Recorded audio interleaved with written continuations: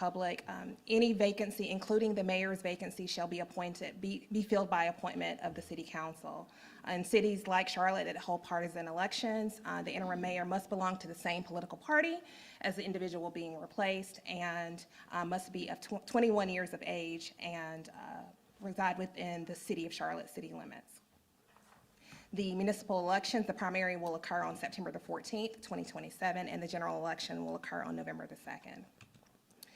So when we talk about the selection phase options, there are two options that I outlined for you in memo form back on May 7th, and that includes a motion, second, and vote as an option, also a nomination and ballot process. With the nomination and ballot process, which is what council has historically used as a means of selecting for a vacancy, you would have two options. Everyone who has filled out an application and adhered to the requirements of the application could be considered a nominee, or each council member could be offered the opportunity to provide one nomination and then close nominations thereafter. Now, I'll pause here and say, this discussion that you're having now could increase that number, but the option that I've given is that council members would have options for providing nominations versus everyone who's submitted an application having the opportunity to be considered. In that process, each council member would go around the dais and have the opportunity to provide a nomination for candidate A, B, or C even. The clerk would record the nomination and ballots would be created and voting would occur later in the meeting. So this would happen all in person. All of the nominations would occur in person and all of the voting would occur in person. With the balloting process, each council member would cast one vote. Votes, as I said, would be publicly announced and recorded. The appointment would require 6 votes. If no candidate receives 6 votes, you would proceed to subsequent ballots. The recommendation the city attorney's office would make at this point would be, in order for a candidate to move forward, they must have at least 3 votes. This outlines the elimination and tie procedures, or it's a recommendation for that. After each ballot, the lowest vote getter would be eliminated. The remaining candidates would continue. If there is a tie, the advancement threshold would be still 3, and if you have 2 candidates who receive at least 3 votes, in this example, then A, B, and C would advance. If you have a tie of the lowest vote getters, again, A receiving 4, B receiving 2, and C receiving 2, both B and C would advance. So for today, I have 3 buckets of decision points. Number 1, motion or nomination and ballot method. Number 2, the number of nominations allotted to each council member, and number 3, the number of votes required to proceed to subsequent ballots. And obviously now at this point, at this juncture, would there be an additional line of questioning and or elimination that would narrow the field? And so those are the points that you all would need to decide today as you move forward through the process to streamline the 22nd vote. Thank you very much. I know that all of us can see this, and I know that we had 2 people that wanted to speak on this right away. So I'm going to start again, Ms. Kimberly, Councilmember Kimberly, and followed by Councilmember Watlington. If I could defer to Councilmember Watlington, I've already spoken on the issue and want to defer to my colleague who's not yet had an opportunity, but thank you. Thank you for that, Councilmember. A couple of quick things. Firstly, as it relates to the question of whether or not council members can reach out. So I don't think, my assumption is that any council member can speak to anyone at any time. I just wanted to make sure that that was clear, even if that doesn't go forward in a motion. I don't want folks to feel as though that they cannot have a conversation with any of the candidates as they so please. And then the second thing in regards to narrowing it down, I do support the 3 rather than 5 because we would essentially have voted by that time. For those reasons, I'm wondering if there's a need to have an additional step to whittle down to ask questions, given that that can happen offline at any time. I also wanted to, and we talked about this earlier, but I just wanted to be clear about the fact that no one is being eliminated because they're not here today.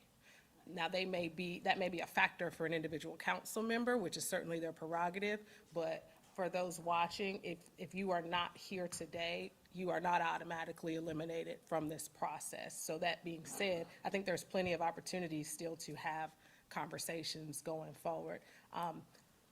With that, I don't want to jump over Councilmember Mayfield's motion, but I do wonder if it is, well, I would imagine it's in order because of what's been presented to us, but I would like to go ahead and move to use the ballot method to address the first decision point here. Very, very well. Before, may I answer the other questions, Dr. Watlington, that you opposed, excuse me. First, legally, certainly, council members can reach out to individual candidates and have offline conversations. What we would want to avoid certainly is a quorum of this body conferring with a particular candidate, but barring that, certainly conversations could occur. As it relates to your comment about the nominees or the candidates that have been brought forward, all of the candidates who met the legal threshold for requirements were provided in your binders in the eligible candidates category. Those who did not, obviously, were in the non-eligible, and so they would be, that is the threshold question for the application process that you adopted on May 26th.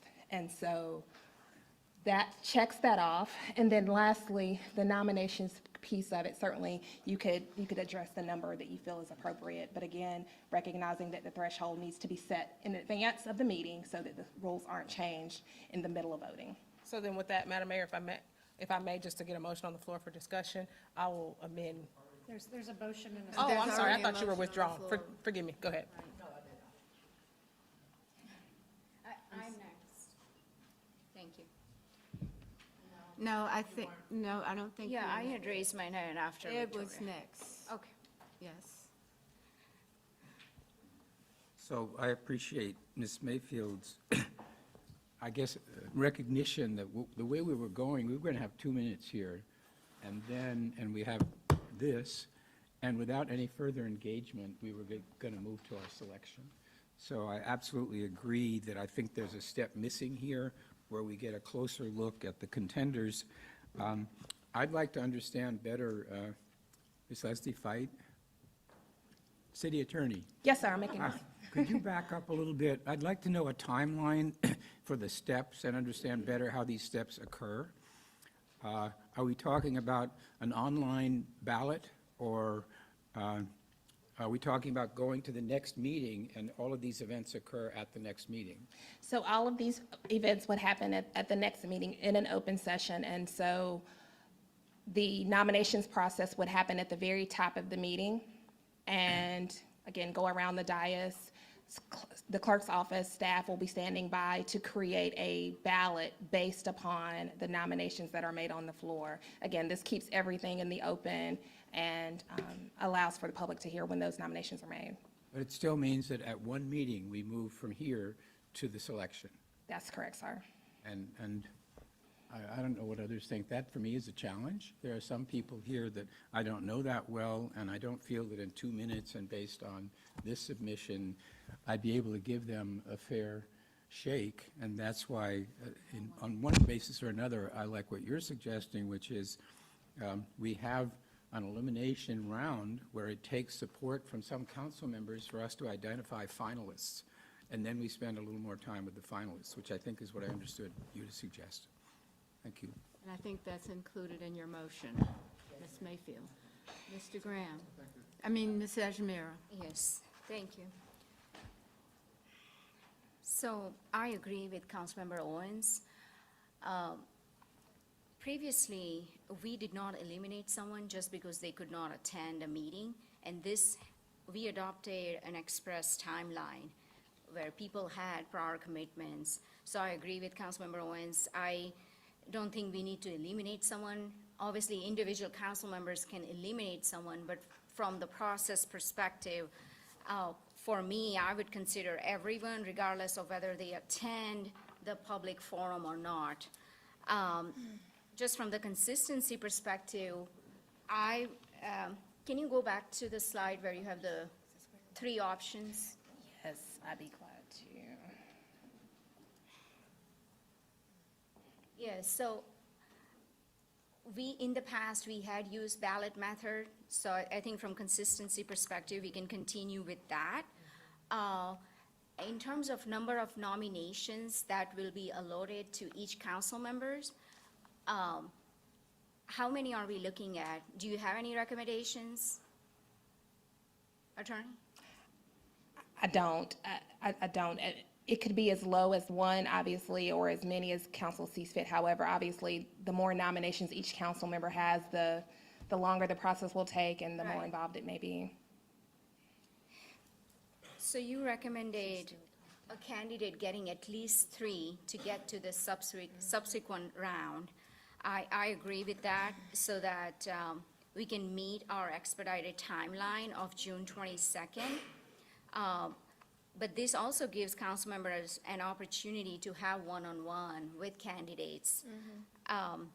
So I would like us to continue with the adopted timeline that the council had adopted a few weeks ago, which is June 22nd, being the final decision. So after the discussion is over, I can make a motion if needed in terms of the number of nominations and number of votes required to proceed to the second round. And that's all I have. Thank you. All right, Mr. Graham? Thank you, Madam Mayor. One of the things I wish we had done that we decided that we did not want to do was send it to a committee to flesh out the process. And so we're debating and creating the process on the fly once again. Given that, I think Ms. Mayfield motion makes sense for me. I am not married to a June 22nd timeline. I think we ought to make a thoughtful decision as long as it takes. Because this is really a term that we're selecting someone for, and the interim thing is just quote unquote, it's the mayor, right? And so I think we ought to make a thoughtful decision based on all the information that we have in front of us through a process that we all understand and can interpret versus getting one today. I'm just I think in process steps, and there are a number of questions that I have, notwithstanding that I think it's pretty simplistic, but I would have wanted more time to really have some dialogue with folks around the dais in reference to those process steps to see if they make sense for us based on the recommendation of the attorney. So I just hope that we would be very thoughtful about how we process the work. And the 22nd is next week, right? Right. So I think I just hope that we can thoughtfully consider what we're doing. The process matters, being very transparent matters, and certainly the final decision matters even more. Thank you. Mr. Graham, thank you very much. I really recall that we turned this over as a process to the city attorney, and that may have been more legal than what it would be personal or the opportunities that we want to have as a community or a city. And I think that that is warranted. I think that we do need some time. Now, that's not to say, no, I'm not on a clock, so, nobody has to send me $1. So I want to say that if that is what we need to do, then I think the council as a whole needs to make a decision of how you want and choose what you want to do. I think that's the most important thing about doing this, is to get everyone to actually think about what you want to do and what you want to achieve. And so with that, I'm going to turn it over, Kimberly, again, sorry. Thank you. Madam, and yes, I'm sorry, Mr. Mr. Go Arias. ahead. Thank you, Madam Mayor. Thank you, Councilmember Owens, and thank you, Councilmember Mayfield. City Attorney, may I ask you what the original motion was made? What in terms of that in-person requirement? And whether, because to my understanding, and I might be remembering this wrong, the in-person requirement was mandatory to be considered for an attendance here at the candidates forum. The in-person requirement was mandatory to be considered moving forward. Is that right? That's correct. So does that mean, And I want to defer to Madam Clerk because I don't have that motion in front of me. I don't, they can pull it up. I can pull it up while we're talking. From the 26th. Let's make sure we read the motion correctly. well, that is looked there, because I know Dr. Wallington brought up the point whether somebody's eliminated or not, but I believe that the motion that was voted on and that we all unanimously approved was that if they're not here in person, they're eliminated from further consideration. That's, Yeah. they are in the eligible candidates, that's correct. And now, I will say that the application, and that's why we need to look at the motion, the application specifically stated that people needed to attend in person. But we'll look at the motion, let's follow the motion. Okay, so while that is being looked up, thank you, Madam Clerk, for looking that up. I do want to say that I agree with Councilmember Mayfield and the majority of my colleagues around the dais when it comes to that additional step. I do feel uncomfortable not having that additional step collectively with quorum, and in comparison, leaving it to individual conversation with council members. That is not to say that there are special interests at play, right? But there are folks on this list that I have personal relationships with, that a lot of folks have personal relationships with, and I don't think it would be fair to any candidate that we held those conversations offline. Not to say that we can't have those conversations offline, but that we should level set by adding that additional step of, finalizing the finalists, to what Mr. Driggs pointed to earlier, and us collectively asking those questions to those candidates that we have, individually, but as a collective come to agree to interview with, rather than having a step in the process that is not open to the public. I mean, it could be open to the public, they can FOIA request phone calls and text messages and emails, but that it's very proactive transparency rather than reactive transparency. And then I had another point, can you go to the decision points, Madam Attorney, please? Yes, sir. And I'll make this quick because I do want to be respectful of the candidates' times. So could you, again, explain to me the difference between the motion or motion and then the nomination ballot method? Yes, sir. So the motion method would be one motion on the floor at a time. So it would be motion for candidate A, second vote. It could be a substitute motion and on and so forth. You would really have to know pretty precisely where you were leaning, where the body was leaning. Otherwise, it would be a series of substitute motions and/or process. The nomination method is where you would open the floor up and you would have one nomination, at least one nomination potentially per council member, and you would close the nominations at the conclusion of that, and the ballot would be created therefrom and voting occur thereafter. Thank you. Goodness, God knows I already get confused with all the motions on the floor, so I do defer to the ballot method. And then I also agree with Councilmember Graham that we need to get the process right. It needs to be fair, it needs to be transparent. We also need to honor the office of the mayor to ensure that we are selecting the best candidate forward.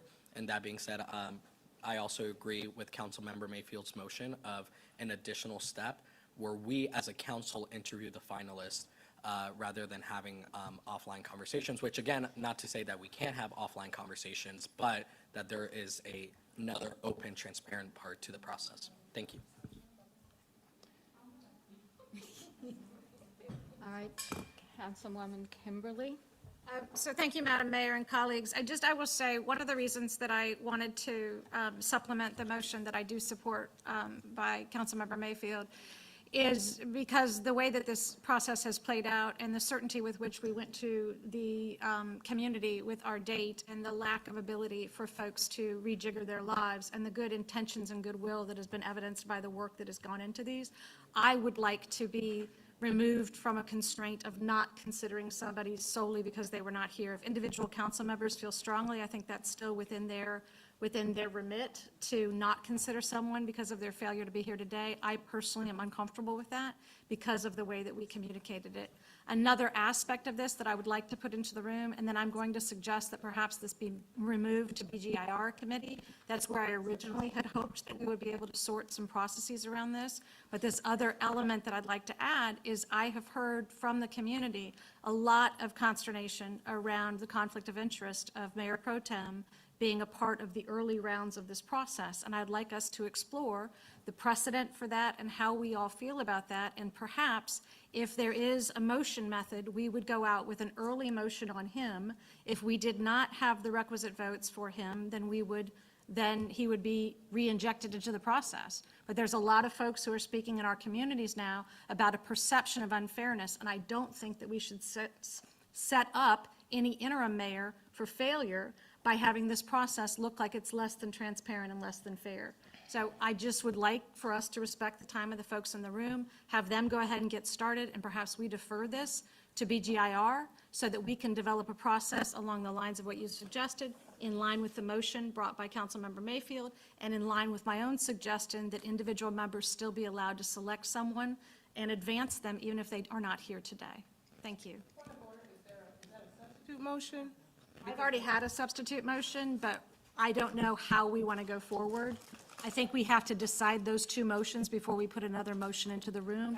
So I'm not doing a motion. So what, I'm sorry, what is the substitute motion then that's on the floor right now? Mine was to supplement, and she rejected it. Correct, so there's not a substitute motion. No.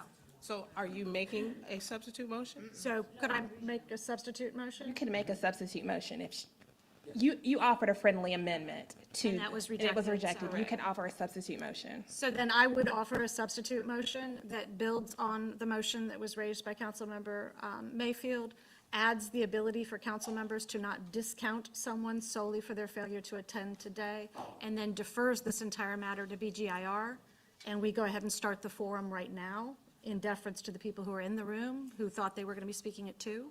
So I guess the motion is to put it at BGIR. All right, so I think Ms. Watlington was, So we can discuss it. with the discussion, Ms. Watlington, go ahead if you have a motion. Well, I don't have a motion, but I got a couple of questions. I'm hoping the clerk or someone can tell us what the original motion was, because then we'll know whether or not it's necessary to add special permission. So I can tell you what my notes have, but these minutes have not been transcribed, so I would have to go back and look at this a little bit further. But the original motion from, you had an amendment to it, if I could just read what I had from the 22nd. from 22nd. So the original motion was Ajmira and Watlington seconded, and it was a motion to adopt option B, invite both external and internal candidates, have a public candidate forum, do not send back to committee. Application question will include mandatory in-person interview, question if intention of running, and strike through on June 1st. However, it was amended shortly after that, Ms. Mayfield, second by Johnson, that the application process be in person. And then there was another motion, so I would have to go through more notes to see what the final motion was, but that's how it started. So at no point did someone say you would be eliminated if you did not attend. So it sounds like there's not clarity there, is what it sounds like. So I understand it's on the application, but that's, to me, very different than that eliminates you from. So I say that to say that I do think it makes sense to go and spend more time on this process. I'm not sure that that's exactly what's reflected in this motion, and it sounded like there was a compound piece of the motion. So, Councilmember Owens, I just want to make sure I understand. There's this component of sending to BGI. Yes, ma'am. There's a component of sending this to BGIR. There is a component of adding an additional round. You said building off of Councilmember Mayfield. And then there's a component of, in some way, dealing with a potential conflict of interest. Okay. I think for me, what it results in, we need to get the forum started today, and we need to have a meeting, and I believe it should be BGIR, but I am open to other possibilities of who should be making that decision, but I think there's enough queries at this dais today that we need to address so that we can have an intentional process that follows up after today. Okay, so the only other thing that I will say in regards to that is, who is on the BGIR committee? Raise your hand if you are. And 1, 2, 3, 4. And then James. Exactly. So, so, Point taken. But so I say that to say, I hope that there's some thought and care taken to that, given that this motion doesn't provide a one side or the other, a position. But just be mindful that if it goes to BGIR, that's now already addressed, like implicating another component of what your motion was, so. Point taken. I am open to any amendment to a motion that it be another committee. I think is Yeah, it he in just- another committee or himself. another person in the committee? Which one? You just, What do you think? I chair the committee, and so either. To the chair? Either the member recuses himself from the meeting, and we still have 4, or we get another council member to sit in his stead, right? I think the 4 of us, with the city attorney and staff, could really flesh out all the process issues, and which is almost 90% done, and give us something that the council can react to relatively quickly, even meeting this week, right, for the urgency of what we need to do. So, but I'm open and, Just to finish up then, and I promise I'm done. fine. Whether or not this council member chooses to recuse himself is going to impact my vote and support it for this motion. So, I think I'm sorry, Ms. So Anderson? I just have a question because I'm unclear as to, I heard your motion, Councilmember Owens, but I'm still unclear as to what would the committee actually be discussing and bringing forth? I just need clarity on what the outputs are of this motion. So what would the committee be doing? I would hope at least the May I decision- respond, Mayor? Yes, please. So my understanding, and the reason I put this into the room, I believe that a lot of the questions that have been raised here, in addition, the motion by Councilmember Mayfield around how we would engage more publicly and more collectively with candidates. I personally have been reaching out to candidates individually. I'm assuming my colleagues have as well, but I am moved by the comment that it should perhaps be a little bit more deliberate a process. And so I think that the committee would be discussing these issues that we're raising around the dais today. And as the chair has indicated, I think that that meeting can happen very quickly this week so that we can give some clarity, but I don't think we're going to get there right now. And again, I'm sensitive to the time of the candidates in the room. Okay, if I can just finish up here. I also want to share that I have heard from several community members around this potential conflict of interest of having a council member participate in this process and effectively have a vote up against everyone else.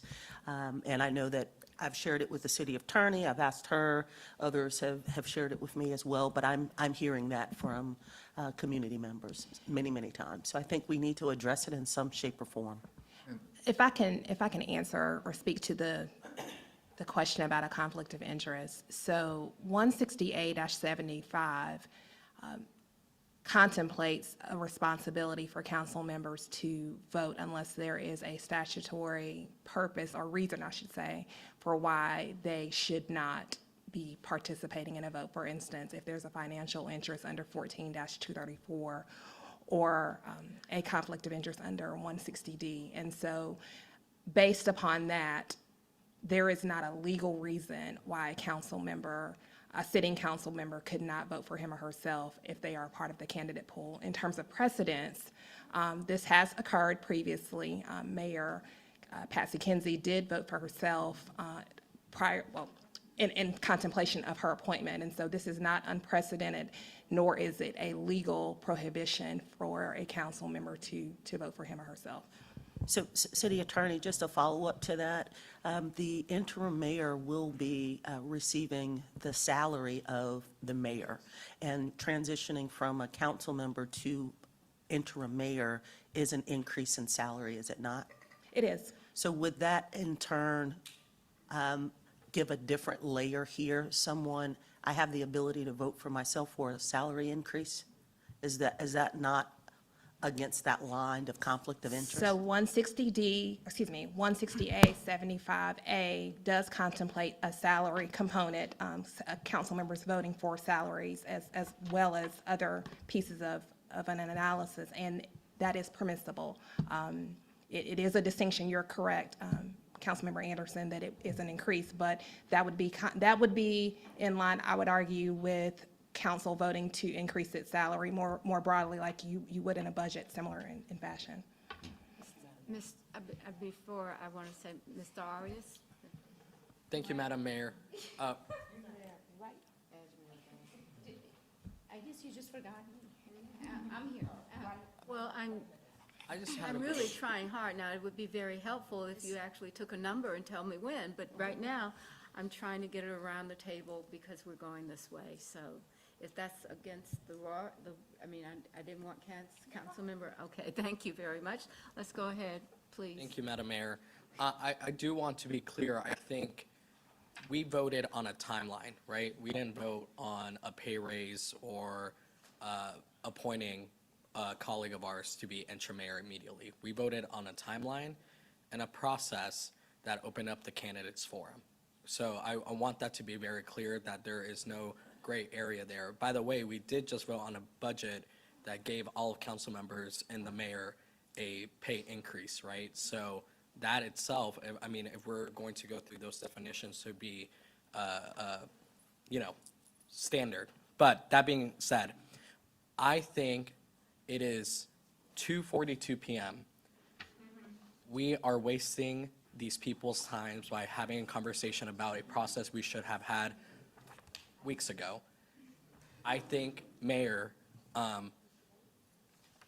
we all, as a council, need to defer this to the Budget Committee, and because we're just going to keep having questions and Yeah. questions and questions, and we're about to go up an hour, having cut into the candidates forum that we all voted to have today to dedicate time for people to tell us their vision in seeking the interim mayor position. All right. Ms. Johnson? Thank you. I'll support it going to the Budget Committee, but I will say that on May 7th, when you submitted your resignation, I suggested we talk about this. Also, I called a meeting last week for council members to talk about this. So I apologize on behalf of council that this is the process that we're at today. Thank you. I agree with you. We should have had a process, but obviously that did not work in the right way. And I think it's just another opportunity for us to understand that there are things that we need to do more of. All right, with that, do we have a motion on this? Mayor, I did not get an opportunity to speak or comment. I agree with Councilmember Johnson. Had this been referred by you, Mayor, several weeks ago, we wouldn't be here where we are today. So I think all the candidates, I agree with Councilmember Mastura Arias. We are wasting their time. We should proceed and then we can continue this conversation after the public hearing has ended to value their time. So I would like to make a very simple motion, is to continue with the public hearing. There's a motion. We already have a motion on the floor. Because right? I think there is a lot of questions around your motion, and I think that we are not going to, I will withdraw the motion. If I may, I'm going to withdraw the motion for clarity in the room and allow Councilmember whoever to go forward with a better motion. Councilman, just for clarification, you're making an amendment or a substitution to my motion? That's the motion that's on the floor. okay, my substitute motion is to just proceed with the public forum, and we will come back to all the questions and address it at the end. Second. Is that a motion to table? Is that a motion? Second. It's a motion to table. All right, so we have a motion on the floor. Any further discussion? Hearing none, all in favor? Fine, let's continue this.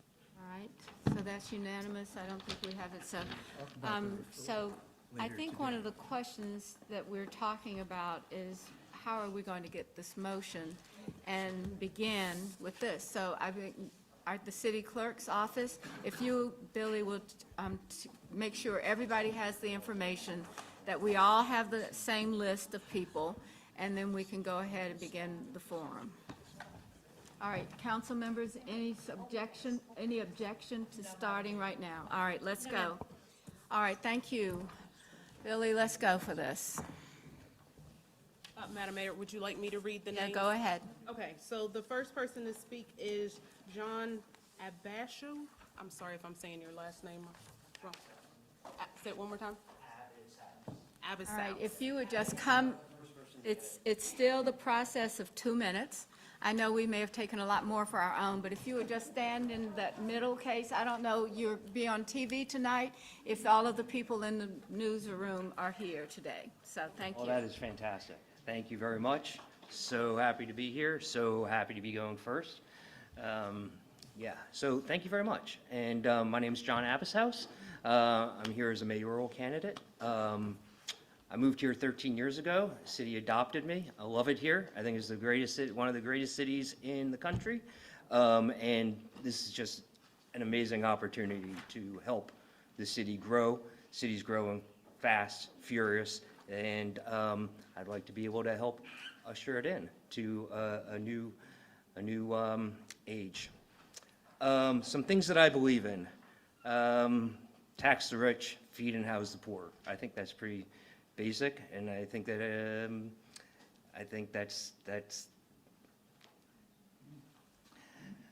I think taxing the rich to feed and house the poor is just basic human compassion.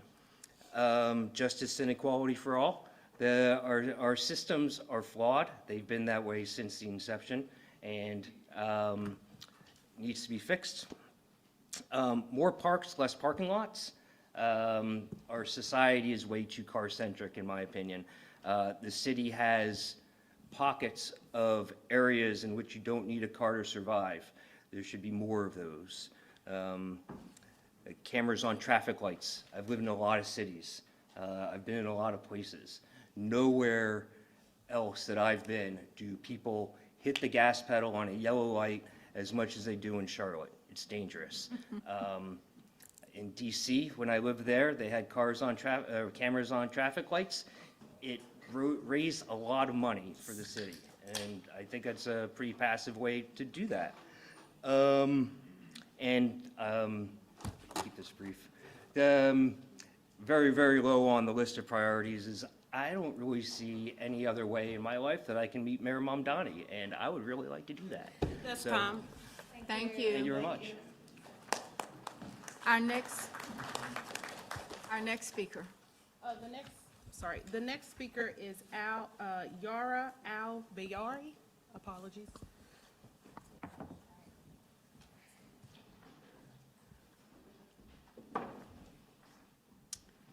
Good to see you again. Nice to see you too, Mayor Lyles. Is my time started? My name is Yara Al-Bayari. I currently serve as a senior district liaison for Congresswoman Adams, where I have the privilege of helping our most vulnerable constituents through their most challenging times. Prior to that, I worked for the International Organization for Migration, highlighting the stories of our vulnerable communities worldwide.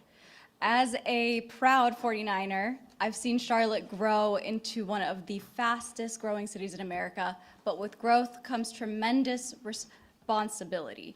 We must ensure our city remains affordable, accessible, safe, and full of opportunity for all of our residents.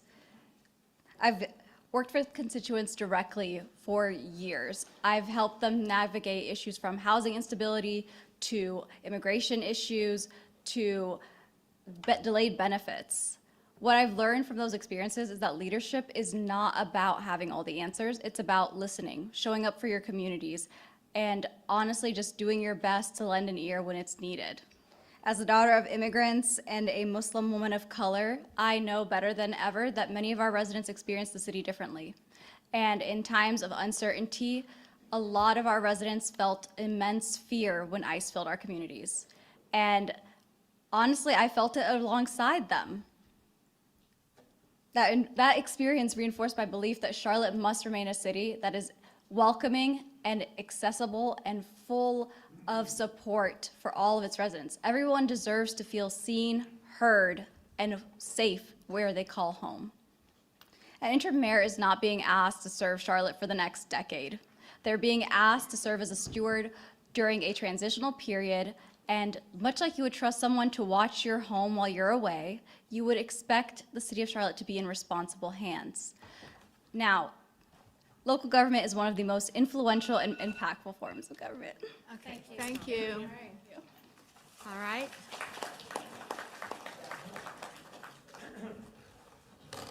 Next, we have Ryan Arioli.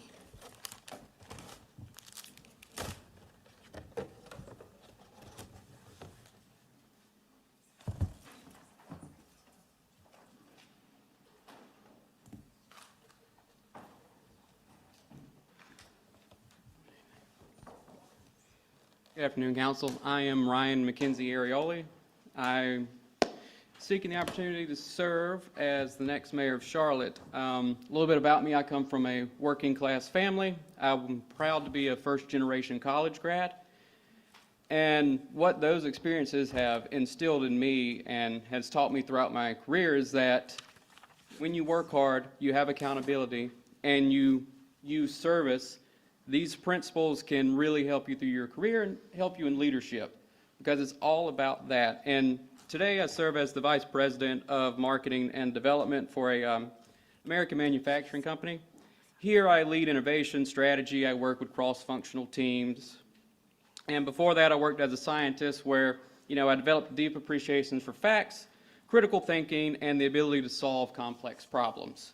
I've also had the privilege of coaching middle school and high school soccer, which has taught me a lot about leadership is more than a X's and O's. It's about helping these people be the best people they can be on and off the field. It's about developing a team around a common goal and focusing on developing individual people.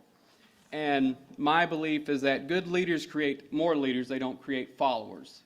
So it's always been something of my personal belief is that if I'm doing a good job, more people are going to step up and be leaders, and less people are going to be followers. And as an author, I've had the opportunity to explore ideas around leadership and community and our shared responsibility to one another. Writing has taught me the most important thing is listening and communicating and being clear in your communications. And it's also about bringing people together around a common idea and common values that we share. And also, I sought public office back in 2020, and I gained an even deeper appreciation of the importance of civic engagement and public service. Campaigning taught me that leadership begins with listening. It also taught me how to engage with people from different backgrounds, perspectives, and that's time. Thank you. Thank you.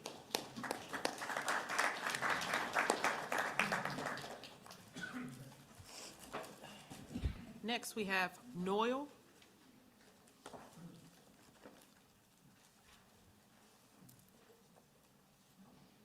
Noel? He did sign in. All right, last name is Noyal. Where are you? Last name A.S. And the last name, I was doing the first name. Thank you.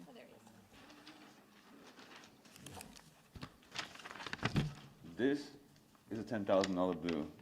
This is exactly how much of a salary decrease I will take if I'm elected mayor. But it's not about the money. For me, it's about integrity. It's about electing a mayoral official who knows exactly what he's doing and doesn't bullshit. I'm born and raised in Charlotte, North Carolina. I've seen it grow, I've seen it develop. When I was 2015, I was in an honor scholars program, and I had to attend a city planning class where they showed Charlotte's growth rate in comparison to all the other cities, major cities in the South. Charlotte's growth rate is unprecedented in comparison to any other city in America. It's exponentially growing, and the problems that it's having are not being solved. For instance, if you use the equation P equals 810,000 times 1.022 to the power of T, where T is every year past 2015, when I first attended that class, it went from 2015, population 800,000 to over 1 million, almost. It's going way too high, way too fast. And the infrastructure that Charlotte was originally built for was only built for 500,000 people. So we are way past max capacity, and we need to make sure we absorb the surrounding communities and increase wages for everybody so it's livable and sustainable. Right now, I know I don't have too much experience in politics. I do have a long service career with the post office, working for the federal government, so I do have a lot of seniority in that way. And I appreciate you so much and grateful for the opportunity to be your mayor. Thank you. God bless.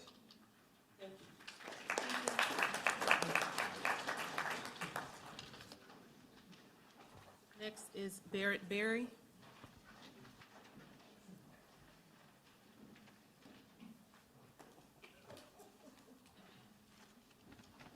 I wrote remarks to keep me to 2 minutes. I've been a pastor, so I don't have much time. Thank you for the opportunity to be considered for the position of interim mayor of the city of Charlotte. My name is Barrett Berry. I'm a former White House staff member, small business owner, educator, nonprofit executive, pastor, and community leader. For nearly a decade, I've called Charlotte home and dedicated my professional, civic, and faith-based leadership to serving the people and neighborhoods of this great city. I came to Charlotte in 2016 with only knowing one family here in the city of Charlotte.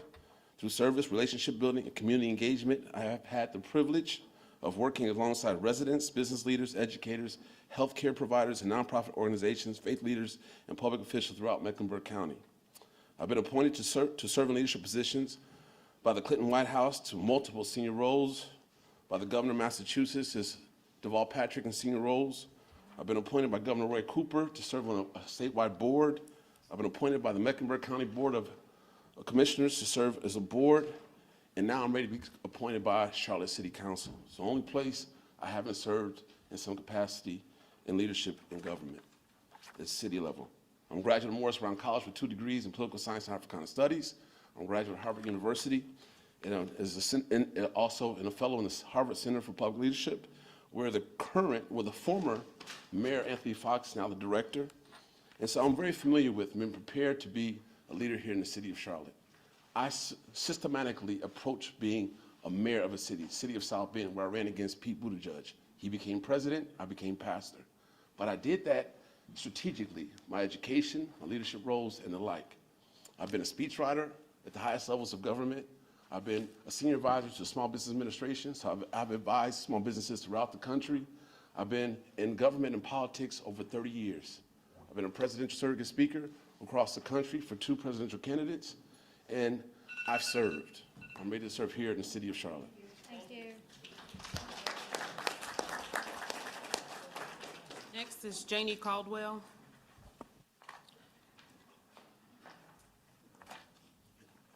Ms. Caldwell?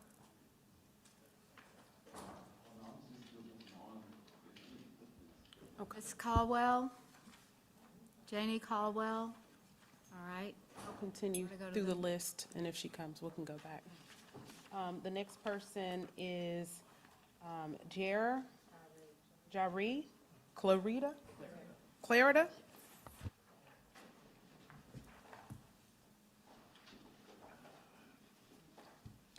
Greetings, City Council and Charlotte residents. I want to open up with my quote, by a quote of my favorite author, Toni Morrison: "Somebody has to take responsibility for being a leader." I am Jaree Clarida, a licensed social work practitioner and PhD candidate and a native of North Carolina, born in the Piedmont Triad area and raised between the Piedmont Triad area and Charlotte, North Carolina, specifically on the west side, West Boulevard. As an alumnus of Harding University High School, a first-generation college graduate of North Carolina A&T State University with a bachelor's degree in social work, a master's degree in social work from the University of Illinois at Chicago with a specialization in organization and community practice, and a current PhD candidate in the School of Social Work at Morgan State University. I'm interested in serving as interim mayor due to my commitment to service, leadership, and prioritizing the needs of all Charlotte constituents while continuing a seamless transition focused on the city's core priorities and the governing body's focus areas for the city of Charlotte, including affordable housing, transportation, mobility, community safety, and more. With my experiences in diverse settings in nonprofit community-based agencies, healthcare, and higher education, working with individuals, families, organizations, and communities throughout the Charlotte community and large urban cities, I have developed a wealth of knowledge and experience prioritizing the needs of people essential to my personal and professional goal as serving as interim mayor. The message is clear: to serve, lead, and provide special attention to the concerns of the community. Thank you all for your time and support and consideration.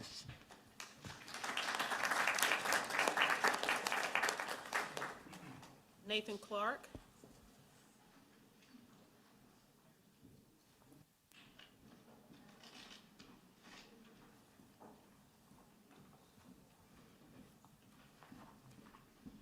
What's up, everybody? Another beautiful day in the best city in America. My name is Nathan Clark. I was born in Fayetteville, North Carolina. I grew up in NODA from 98 until about 2006. Then I lived in West Charlotte after that. Then I graduated from Lincoln Charter, and I'm the first man in my college, or in my family, to graduate from college. I graduated from UNCC with a double major in poli-sci and history. During that, I interned for Congressman Patrick McHenry. So I got my first foot in the door with politics then, and it was pretty eye-opening, to say the least, because when you work for somebody you don't agree with, you see all the ways that they don't work for the people that they, voted them in. So in the meantime, I have been driving Uber. So I've spoken with a lot of people that live in Charlotte across all, I would say, spectrums of the socioeconomic platform, and we got a lot of problems here that aren't getting met. Specifically at the lower end of the spectrum, we've had thousands and thousands of people kicked out of their houses, grandparents, because they couldn't afford to pay the taxes because of the property valuations. So my goal, if I were to lead, would be to rewrite tax code for the locals and see how we can get equity across the board for our lower people on the lower end of the socioeconomic spectrum, and definitely do something about traffic because it's bananas out there. It's like a Grand Theft Auto server, seriously. Like, I don't know what people are doing when they're driving anymore, but we got a lot of work to do, especially as far as the infrastructure goes, and I'm a big believer in changing the infrastructure and putting more money into education because the kids are going to be the next, they come after us. So more money for education, more money for infrastructure, and that's my time.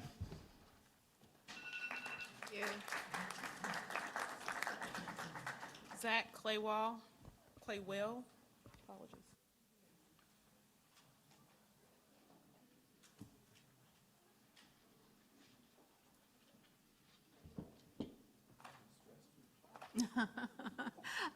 That's great, thank you.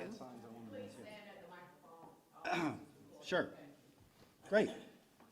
Honorable City Council members, distinguished guests, and Madam Mayor, thank you for your time. Hi, I'm Zach.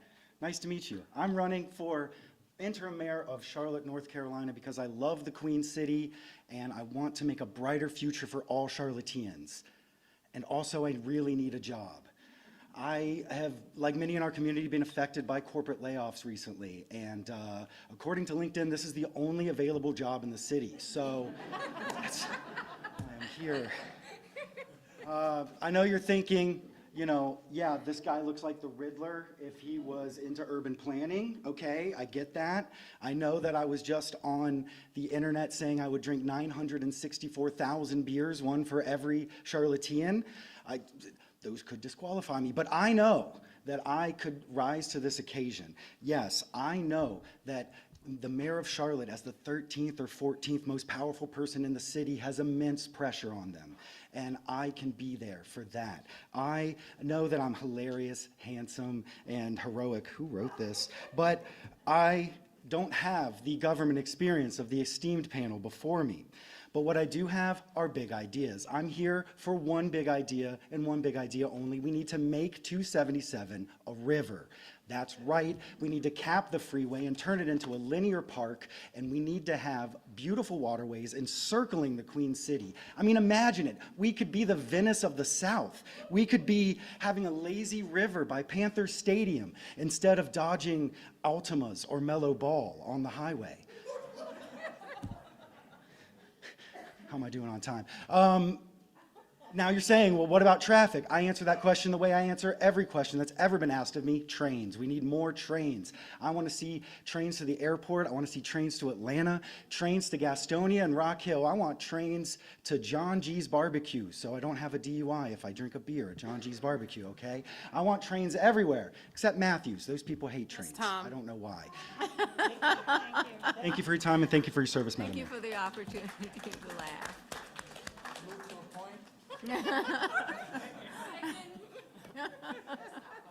Harold Cogdell.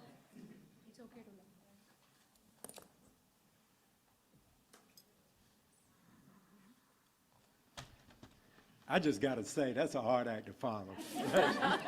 Virtually impossible. Madam Mayor, members of council, other applicants for the appointment position and other stakeholders in the community, city staff, thank you for this opportunity to be here today. My name is Harold Cogdell, and I'm humbled to be entrusted with the privilege to once again serve the people of this incredible crown jewel of a community, if this board so chooses to give me that opportunity.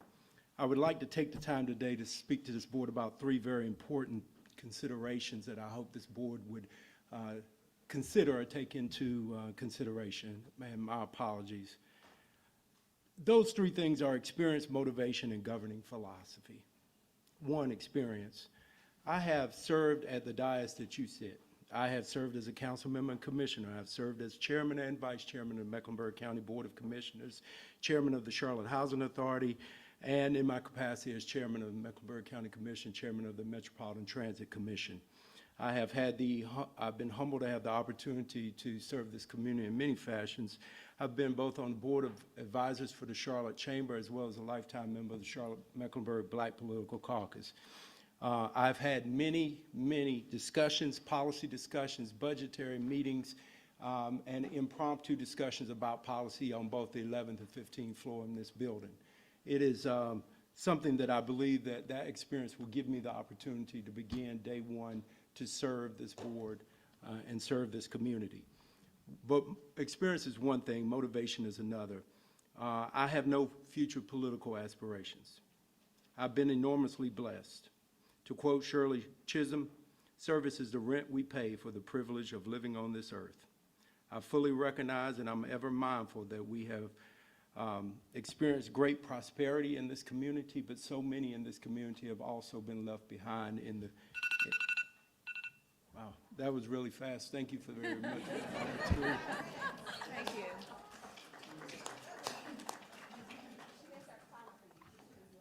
you. Daniel Connor.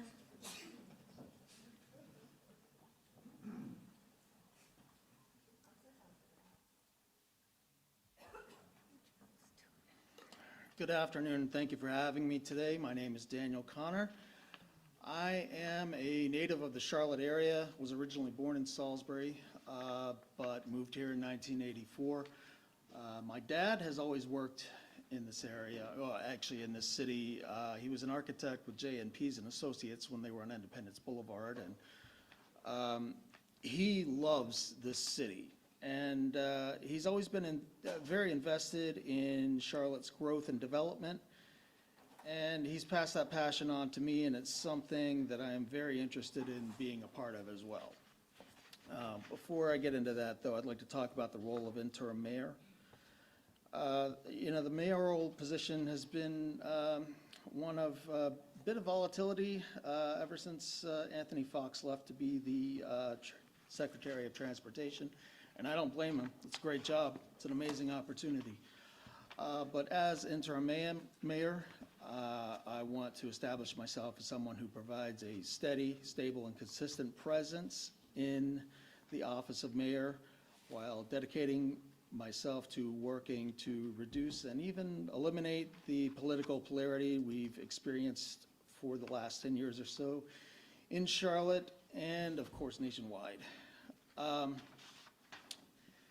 If I'm chosen to be the interim mayor, I want to work towards something I call the Charlotte Vision for 2040, which is a bold, aggressive, and consistent concept for growth in Charlotte that addresses jobs, it addresses affordable housing, it addresses infrastructure, and it would actually culminate with Charlotte being able to host the 2040 Summer Olympics while diversifying our strengths as a city. The immediate impact for implementing this plan calls for significant expansion and upgrades in our public transportation, particularly light rail and possibly high-speed rail. And that's my time. Thank you. Thank you. Carrie Cook.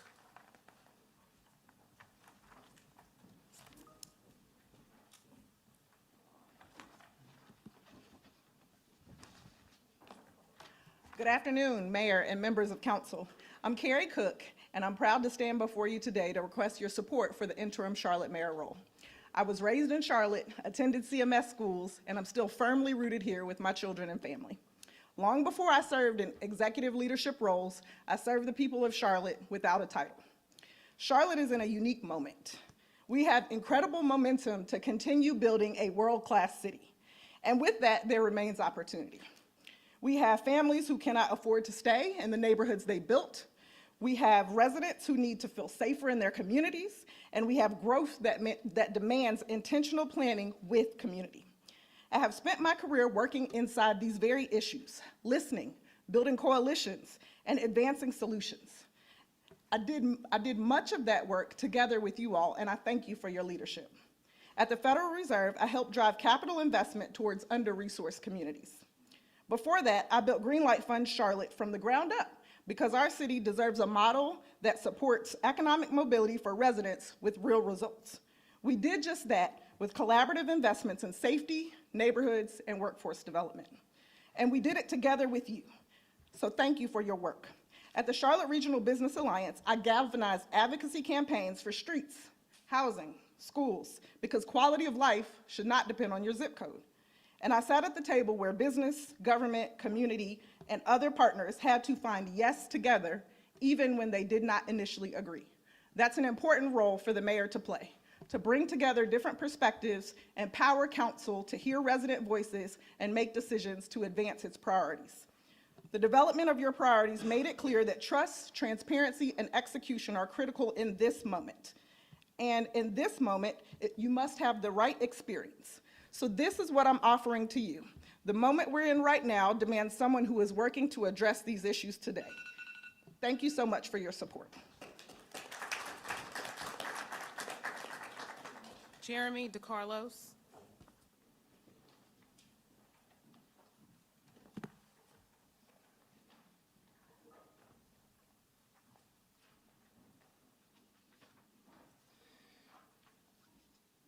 Thank you so much for having me today. My name is Jeremy DeCarlos. I will not take up too much of your time. As far as experience goes, I have not run for any public office, nor have I been in a community leader's position of this sort. What I am is a performer, and I am a Carolina boy. And what I could bring to this job is communication, an ear to listen, and the opportunity to work with city leaders to make a difference for the people that live in this city. At the position that I am in, on the ground floor, I hear lots of discussion. I hear lots of special feelings about what it is like to live in this city. And in a position of leadership, what I would hope to do is to level the playing field for those who are lower income and to make a better equitable and better running city in the interim. Thank you very much.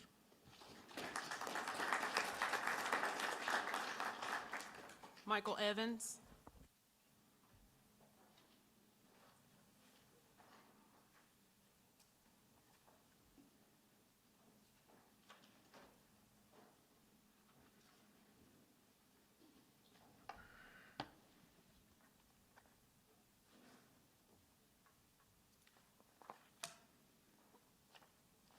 Madam Mayor, members of council, ladies and gentlemen, I am Mike Evans.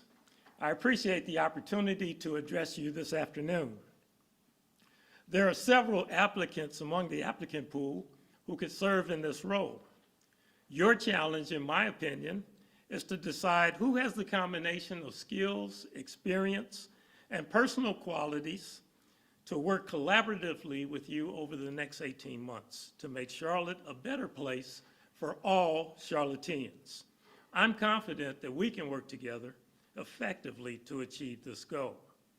I arrived in Charlotte in 1980. Charlotte opened up its arms and provided me with opportunities to grow personally and professionally. I've had the opportunity to lead in politics, education, and business. I owned a financial planning firm for 27 years. I also served as a professor of finance at Winthrop and chair of the Department of Business Administration at Johnson C. Smith University. I've remained engaged by serving on a host of boards, including serving as treasurer of the United Way, chair of WTVI, president of Leadership Charlotte, serving on the CPCC and ABC boards. Most recently, I served on the board of the CRVA, serving 2 years as chair. It has been my ongoing mission to give back to the city that I love. It is the limited term of this opportunity that's so appealing to me. I will be fully committed to being the best mayor that I can be without the challenge of simultaneously managing a career. If selected, it is my pledge to give this city everything I've got for the next 18 months. There is absolutely no scenario in which I will seek this or any other seat in 2027. Thank you. Thank you. Gregory Fagan.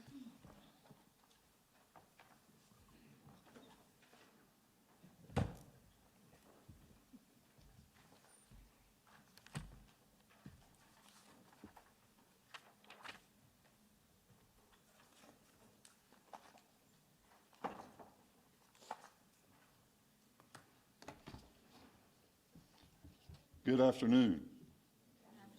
Thank you for the opportunity for me to talk with you today.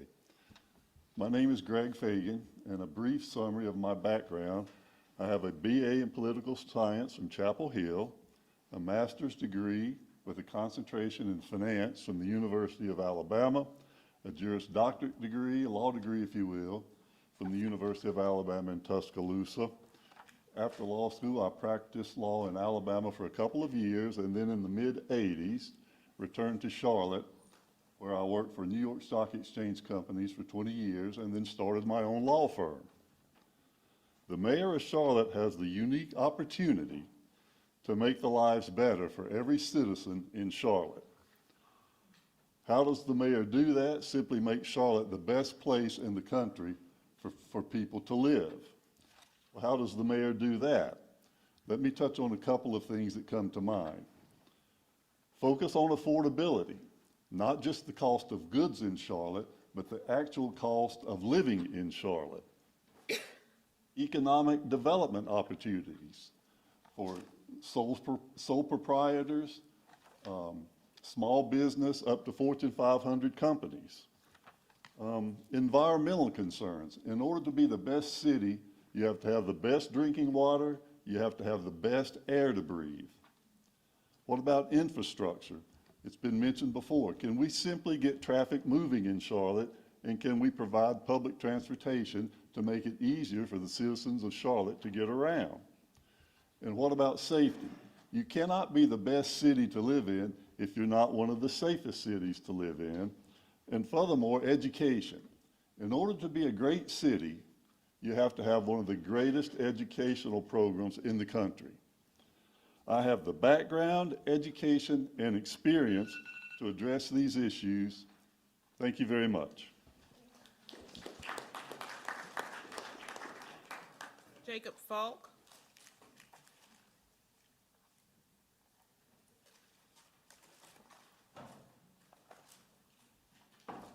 Ann Fallon.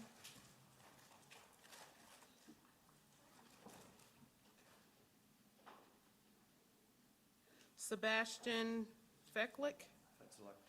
Fechlick. Thank you.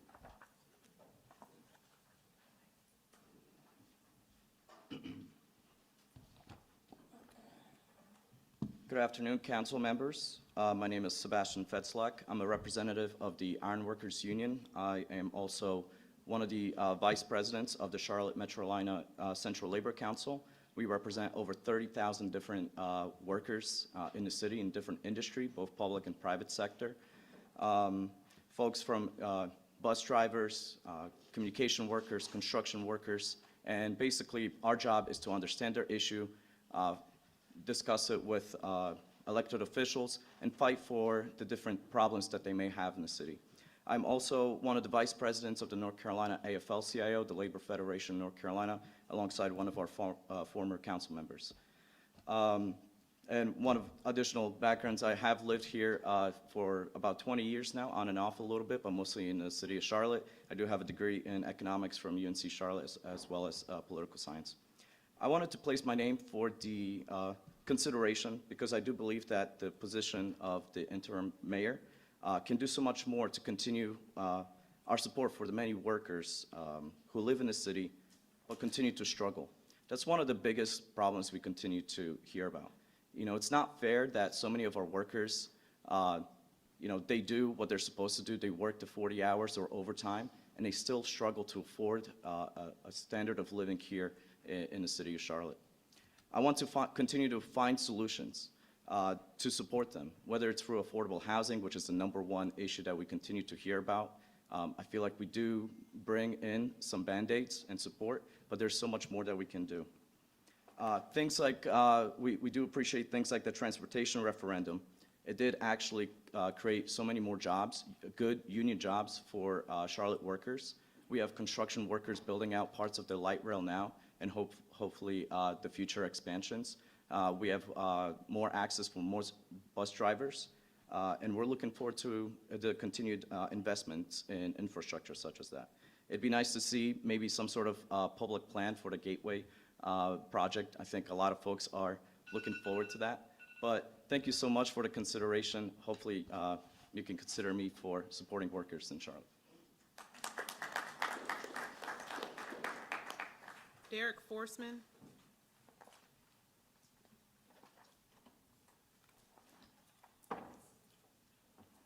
Kobe Foster.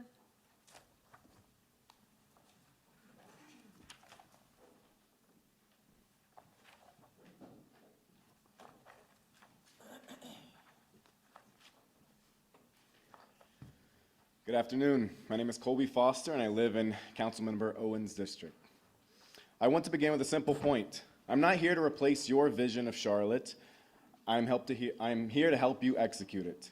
In a campaign, candidates run on their own vision, and in a campaign, it would be appropriate to cast that vision. Casting a vision is a privilege, and is a privilege that neither I nor any other candidate today have earned. You have, though. Voters chose you.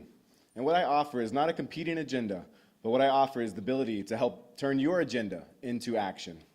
I'm a businessman through and through, and over the last 20 years, I've worked in a number of industries and just passed my 7-year mark in aerospace and advanced manufacturing. In my world, big ideas do not leave the ground because someone gave a good speech. They leave the ground because a team defines a mission, builds a plan, manages risk, assigns responsibility, tracks progress, and communicates clearly when things change. You would think that building airplanes is hard, but I've heard politics might be even harder. But the same principles apply. Be clear about a goal, respect the people doing the work, keep meetings organized, measure progress, and do not let ego get in the way of execution. The role that I believe an interim mayor should play, not the star of the show, not the 12th council member, not a future opponent, a facilitator, a steady hand, and a bridge between council and its goals to its constituents. The priorities are already in front of us. Great neighborhoods, safe communities, transportation and planning, well-managed government, and a workforce and business development. If selected, I would meet with each of you, understand your priorities, help organize work, communicate clearly, and support the goals voters entrusted you to lead. I'm not asking council to follow me. I'm asking for the opportunity to help Charlotte follow through on its promises. Thank you.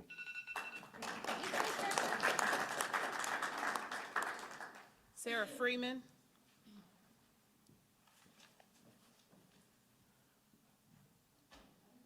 Ebony Givens.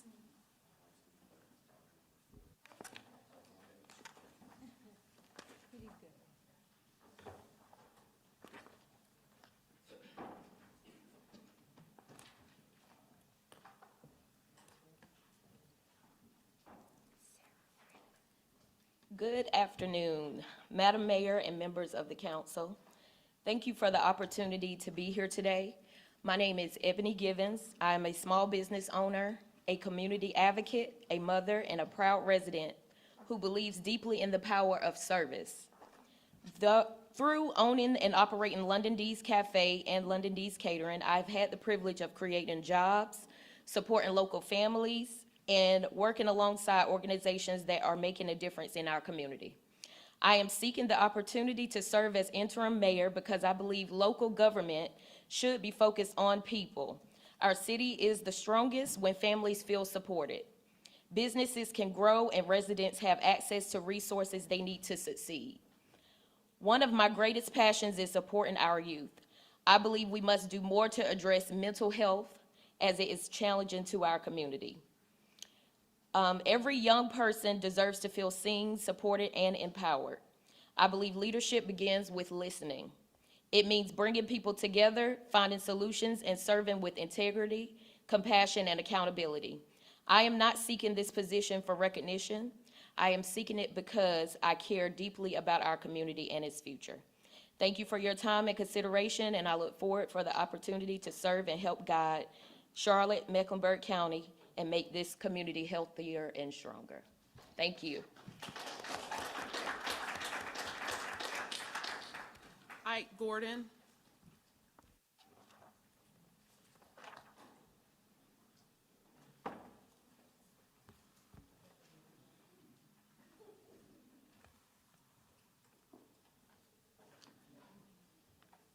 Hello, my name is Ike Gordon. I live in Charlotte here with my wife, but I grew up just north of here in Huntersville since I was 5. So I've been here 25 years and seen the city grow and continue to grow, and decided it was a great place to buy a house and settle down here with my wife. I have no political experience, as you can tell from my background. I own a small business. I'm a freelance video production and photographer, but in that job, I've gotten to meet a ton of people through the city of Charlotte, in all different backgrounds, to get to tell their stories, and that is what makes Charlotte Charlotte, is just the people and the community that we have here. I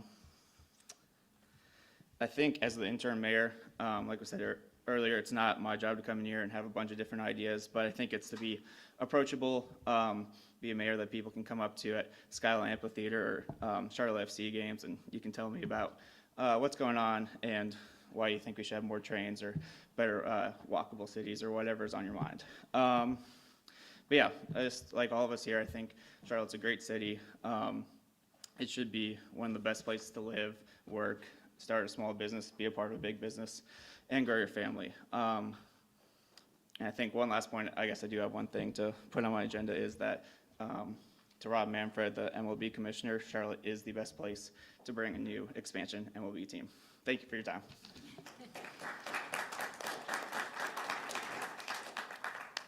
Sabine Greer.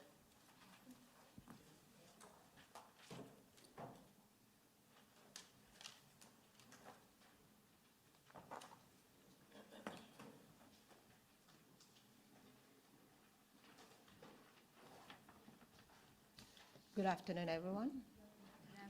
My name is Sabine Guerrier, and I am honored to be in front of you today as a candidate for interim mayor for the city I proudly like. I love Charlotte. 23 years ago, I moved to Charlotte from New York in search for opportunity and better life, better future for my family. What I got was a community, a home, a place where I can shape my future rooted in purpose and service. Over the years, I've had the opportunity to serve others through my professional career and nonprofit leadership. For the past nearly 3 decades in the financial industry, I've led global teams, managed complex challenges, and also help organizations navigate change. And for the past 16 years, I have led a nonprofit dedicated to improving lives and strengthening communities through service, passion, and compassion, as well as partnership. These experiences have reinforced a lesson that I carry every day. Leadership is not about authority. It is about responsibility, listening, and bringing people together. It's about solving problems and ensuring that you put others people's needs first. As an interim mayor, I will bring steady leadership always and passion for the job. Thank you. Tavion Guilford.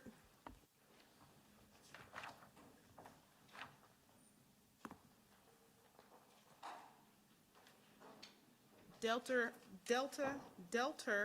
Guin. Guin?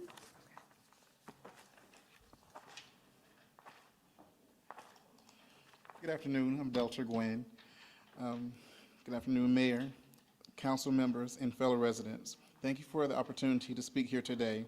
You'll see me reading from my phone simply because I've only been given 2 minutes. I want to make sure I don't miss anything. You'll also see I'm wearing a hat that says Delta for the people, and that's because that's my main message. I'm for the people. As many of you know, I previously ran for mayor in 2025 because I believe in the city and I believe in the people who call it home. I was born, baptized, and raised right here in Charlotte. This is the city that helped shape me who I am today. Charlotte is not just where I live, it's a part of my family stories across generations that have worked, worshiped, and served in the armed forces here.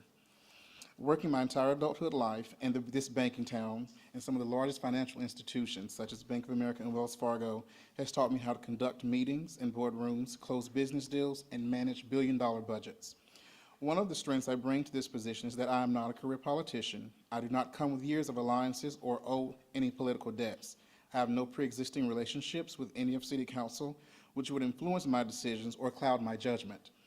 My relationships would start with a clean slate based on respect, transparency, and a shared commitment to serving the public. Today is also an opportunity to send a powerful message to the status quo while selecting the interim mayor that leadership and appointments are not reserved only for those already in elected office or in political circles, but it's open to all citizens, as I believe ordinary citizens can make extraordinary differences when they step forward to serve their community.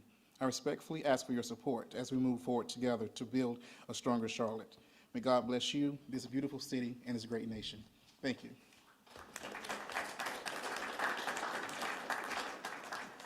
Jalen Hall.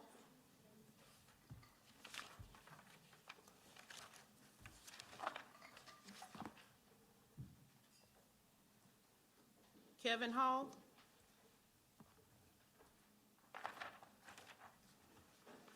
Samir Hamid.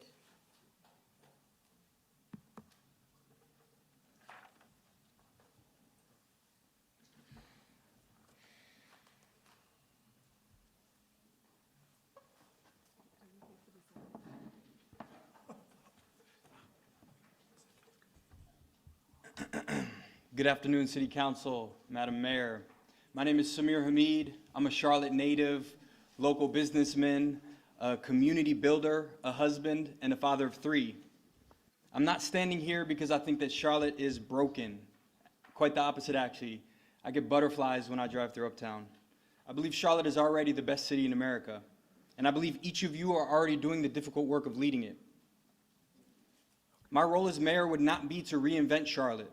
My role will be to align what already exists, accelerate what already works.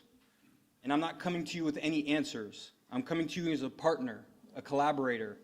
My commitment is to help this council fulfill its intentions with greater velocity, alignment, and accountability. Charlotte already has world-class leadership. We already have incredible neighborhoods, businesses, institutions, and community organizations. My job as mayor would be to look for what's wanted, what's needed, and what's missing, and help find and fill the gaps. To ask questions that matter. What future are we creating? What are we standing for? How do we ensure every resident feels valued, welcomed, and included in Charlotte's success? There's one issue that will have my unwavering attention, and that's opportunity. And I stand that in the next 18 months, we will have moved Charlotte from 38th to 25th in upward mobility. I will work alongside each of you to expand opportunity, strengthen economic growth, and create pathways for residents to rise, no matter their zip code. I believe that leadership can bring people together to do extraordinary things, and I'm not here to change who Charlotte is. I'm here to amplify what's already working, to close the gaps where they exist, and to help move our city forward. My request today is that all 11 of you align on me as the next interim mayor of Charlotte. Let's discover together what it would look like to close the gap and go from 38th to 25th. Thank you. Robert Harrington.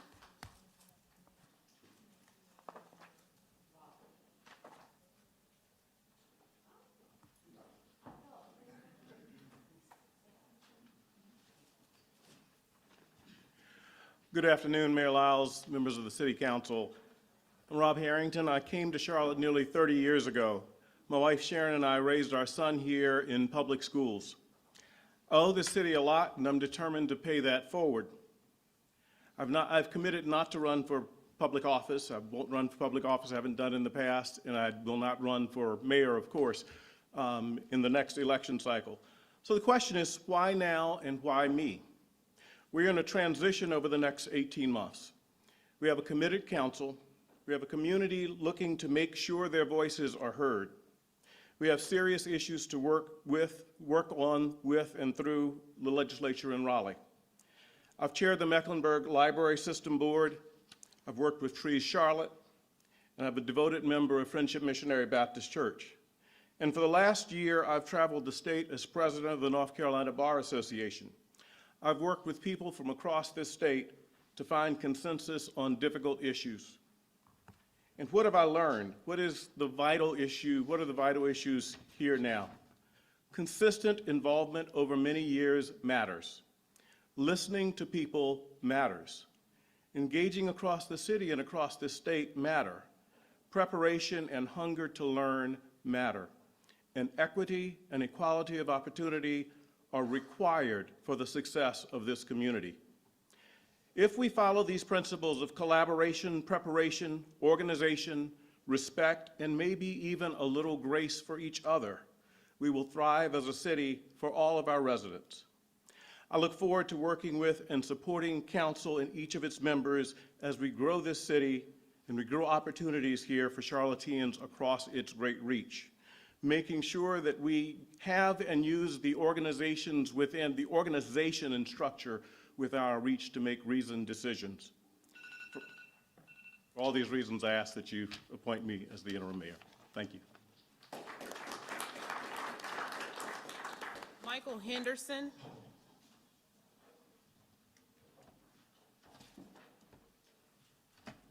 Robert Hillman.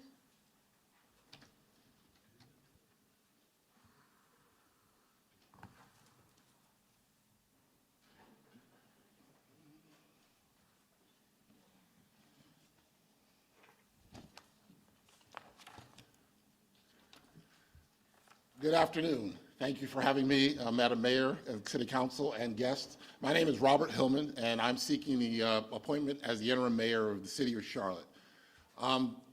Like everybody in this room, first and foremost, I must say I love the city of Charlotte. It has provided me the great opportunity to come here, live here, play here, and make a decent amount of money here, and give a decent amount of time. I've been able to have been able to engage and enjoy my life as an engineer, as a finance executive, as an investment advisor, as a not-for-profit leader, and as a public servant. Along the way, I've served on the Public Transit Advisory Committee, the Business Advisory Committee, the Central Carolina Economic Development Committee, the North Carolina Supplemental Retirement Board, and currently I'm the president and CEO of Queen City Robotics Alliance, an organization that's responsible for getting kids engaged and involved in building robots as a competitive sport. Think of it as AAU for robotics. And it's really basically, it's a workforce development tool for preparing the future. Those experiences has given me the opportunity to work with people from all walks of life, and most importantly, to listen. Through those conversations, I've come to believe that Charlotte's future can be guided by three principles: growing together, moving together, and safer together. What growing together means is really about workforce development, economic development, and making sure that as you develop the economy, you don't leave people behind. We know from the Chetty study, and certainly from the work that I've done with robotics, that if we can train our young people in the skill and give them the skills that are for the future, our city's future is bright. If we don't, it won't be. Moving together is about transportation systems and putting together transit systems that work for people to get people to opportunity. So it's not about rails, not about buses, it's about getting them the opportunity. Safer Together is about keeping people safe in the city. A thriving city is a safe city. Public safety requires strong partnerships between law enforcement. I'm honored to get each of your votes as interim mayor. Thank you. Thank you. Hayden Key.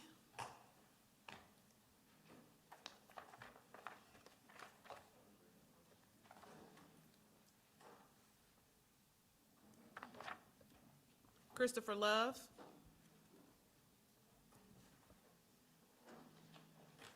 James Mitchell.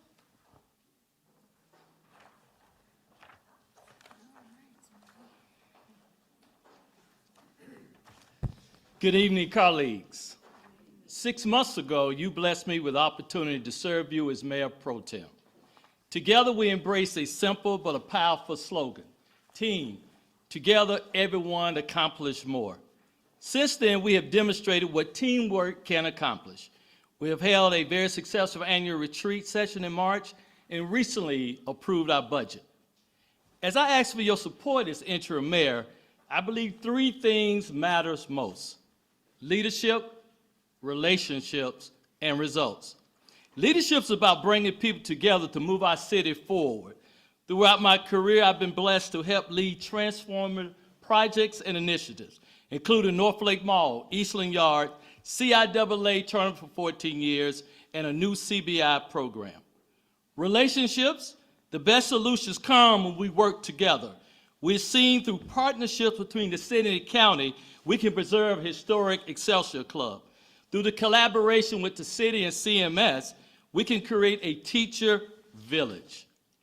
Council members, if I'm honored to earn your vote on June 22nd, I'll be ready to lead on day one with a clear vision and an action plan built around 4 C's. The first C, collaboration. I will meet with each and every one of you to seek your input. Secondly, committees. I want to empower our 5 standing committees to do the more important policy work before us. Third, communication. We must be proactive, engage, and share our results. And the 4th C, the most important C, is our citizens. Every decision we make should focus on improving the quality of lives of our residents. With confidence, after 18 months, we will make Charlotte a better city. Thank you all.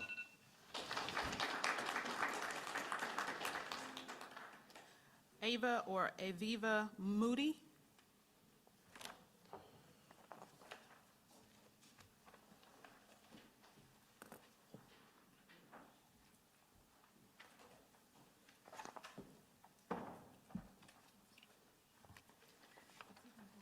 Thank you, Council, for having me today.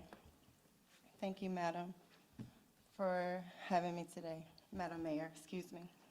I had a speech planned for today, but I guess I will let that one go because I want to be open and honest and transparent.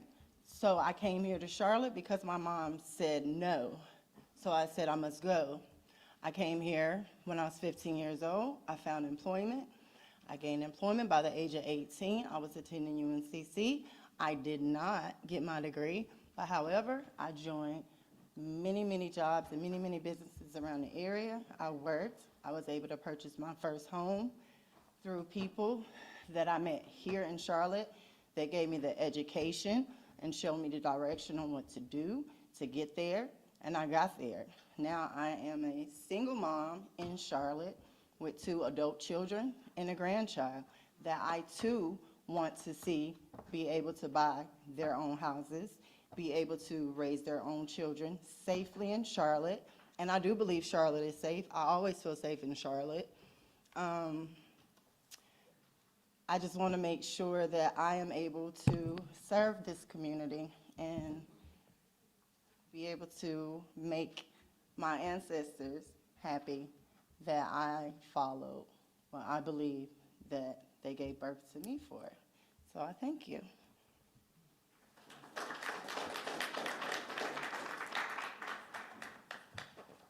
Sebastian Nicewicks.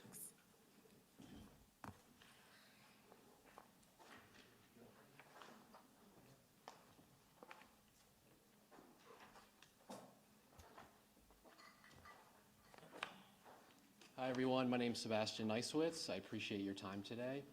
I especially appreciate everyone who is in the candidate pool. I feel like a lot of us can agree on what the issues are, but maybe not necessarily on how to get them done. And I'm here to speak about efficiency. I got here at about 2:15. I had a meeting at 1 p.m. at my job where I was leading about 30 people. It went to full time to 2 o'clock, ran over here literally, and then was worried that I was going to be late, but was not. The council was still deliberating on the procedure, which was great. However, that went a little bit long, so I had to go back to my job at 3 o'clock for another meeting where I presented, and then fired up YouTube, found out I wasn't too late to come back, which is great. So ran back over here, now I'm here, but I care deeply about this city. I've worked in my past to help first-generation college students get to college, first ones in their family, helped teachers save for retirement. My mom's a teacher, just help them in their lives. I work in project management. I'm great with timelines and deadlines. And I want to be someone who represents all people, not just some people within Charlotte. So we need someone who can represent this city in the best way possible, not just for the next 18 months, but for the next 18 years. And I'd be honored for your consideration. Thank you.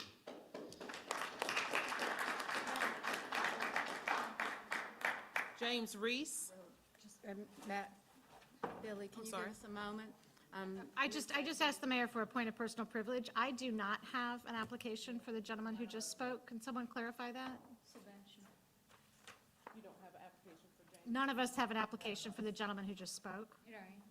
If we could follow up after the forum. Thank you. Yeah, we'll get it passed around. Apologies, we'll get that to you. All right, thank you. This is James Reese.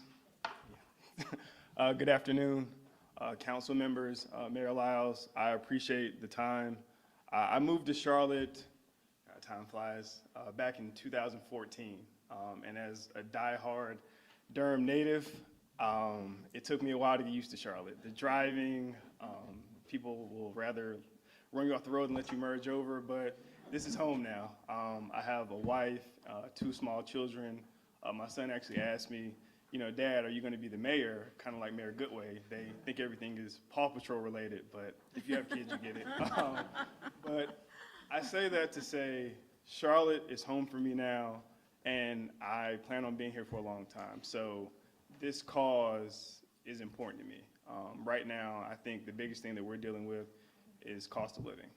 We're fortunate enough to have the means to make things work, but at the same time, I know people who aren't as fortunate. On the way in here, you know, you see the homeless encampments, right? And I think it's as nice and as beautiful as the city Charlotte is, I feel like there's something that could be done about that to make sure that that's not the first thing someone sees when they're getting off 77 going to a Panthers game. And I think as interim mayor, that's one of the things that I would like to approach. Mayor Lyles, you've done a great job, and my goal as interim mayor is not to mess things up. You know, you have, you know, a 21-point lead in football. You come in, your quarterbacks went out, he got hurt. Just don't mess it up. Don't lose the lead. So as interim mayor, that's what I want to focus on, and I appreciate your vote, and thank you.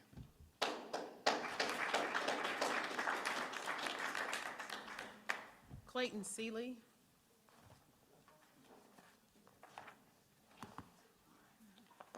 Alan Smith.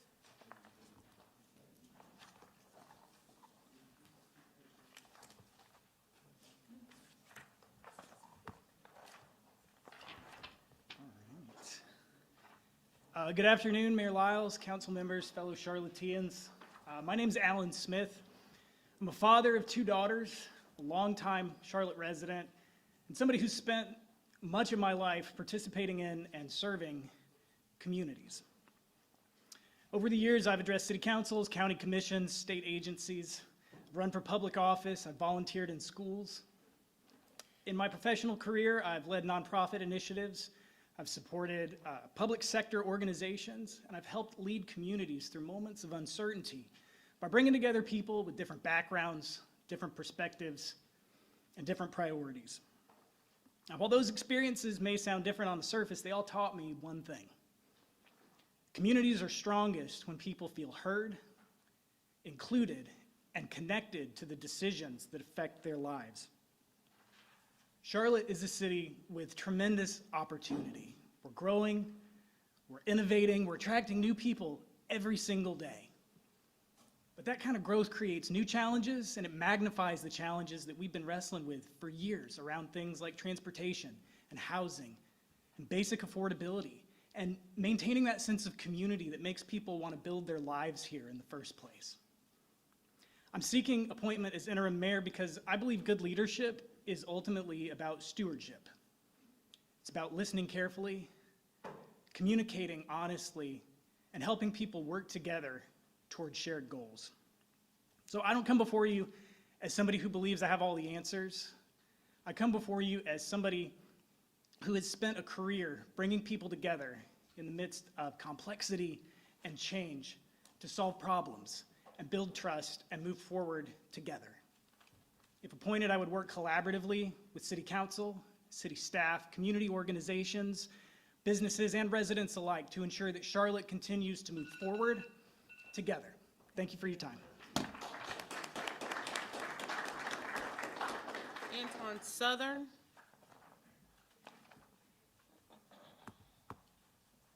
Crystal Staton. Jacob Swinton. Caleb Thurdros.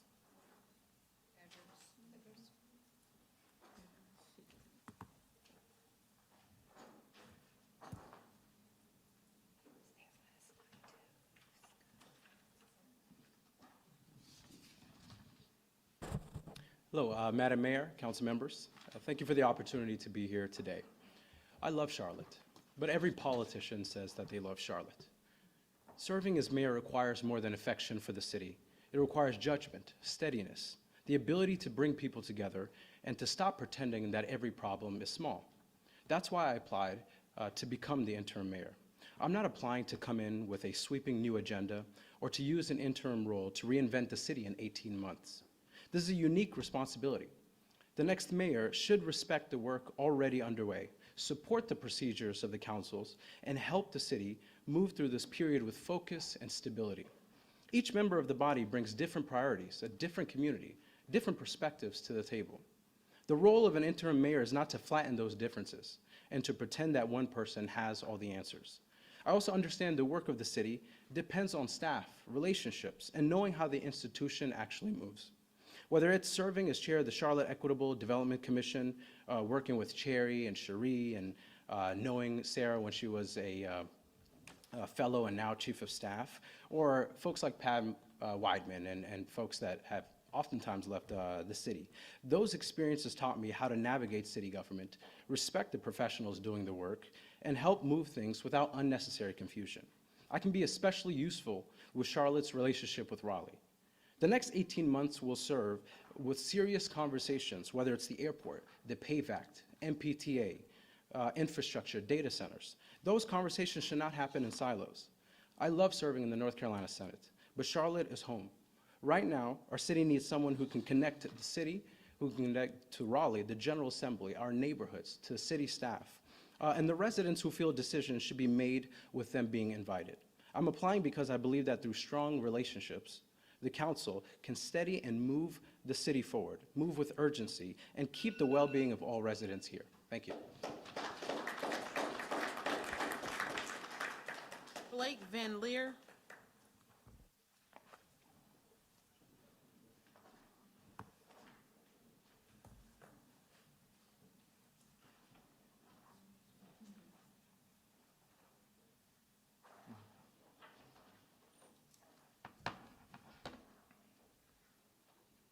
Good afternoon. Thank you for the council and Madam Mayor for being here, giving us space. And wow, we've got a lot of talent here. So I think that just shows you how much Charlotte's grown and what we have to offer. I'll get into a little bit of my background. Entrepreneur, ran for county commissioner at large, and proud resident of Charlotte, of course, and a proud dad.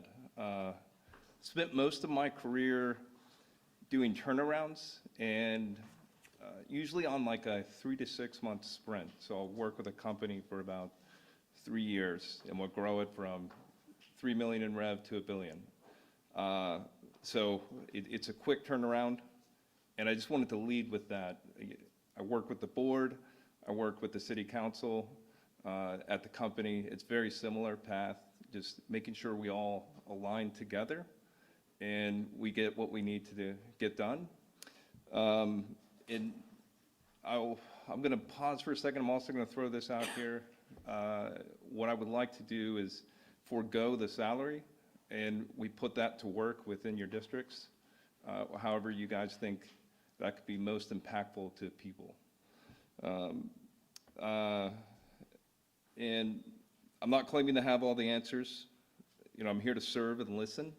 I find that every company I work with, or community or organization, it's about listening to people and then, you know, getting results done. Charlotte's given me just a tremendous opportunity, and I'm just happy to be here and be of service. Thank you.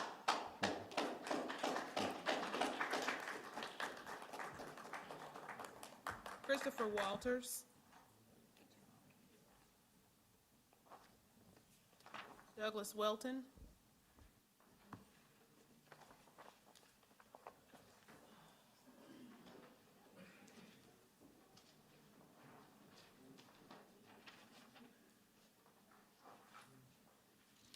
Hi, everyone.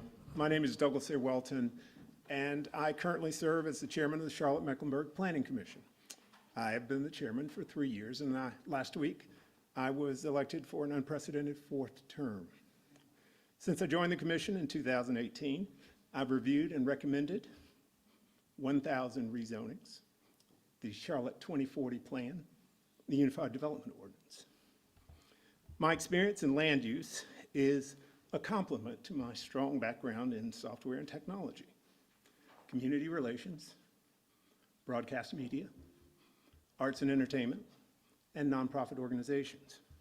A wide variety of experience and knowledge gives me the advantage of being able to quickly create insightful and innovative solutions when problems come up. I've led a lot of professional and volunteer teams, and I understand the value of aligning individual motivation with an organizational purpose. A team is not just a group of people. It's a group of people that trust one another. The unique value of having me as mayor is that I bring principled leadership, innovative problem solving, a future focus, excellent communication skills, and a sense of fun. Thank you very much.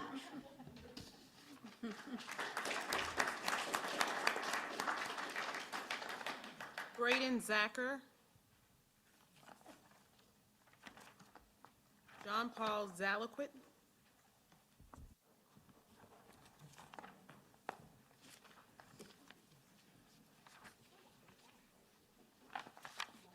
Good afternoon. Good afternoon. I know we're all excited for me to be the last person to go today, so I thank you for sticking with us. My name is John Paul Zalaquit. I am a proud Charlotte native. I was born down the street at CMC, Maine a few decades ago. And I am also a proud K-12 product of CMS schools, graduated from Providence High School. I went to the University of North Carolina at Chapel Hill, and I got a degree in music, and then studied accounting after that. So I currently hold a license as an active certified public accountant here in North Carolina. I work for EY, Ernst & Young, LLP, and I work as a third-party risk management consultant. So my team and I, we help the largest public and private companies in the world manage risk that's introduced to their businesses through their third-party relationships. So vendors, suppliers, business associates, and I think that's some great background and experience that I can bring forward to the city of Charlotte. I am really excited about the next 18 months. I think that, like some of the other candidates have said, focusing on executing per the vision that's already been set forward, I think our key 5 focus areas are the right focus areas. I think, we have our FY27 budget set already as of a couple weeks ago. So I think that, making sure that we can show for our resources being used well and make progress using our strategic progress tracker tool, I think that'll be a great way to show that we have served the constituents of the city of Charlotte well over the next 18 months. So I thank you so much for your consideration, and yeah, appreciate all that you do for the city.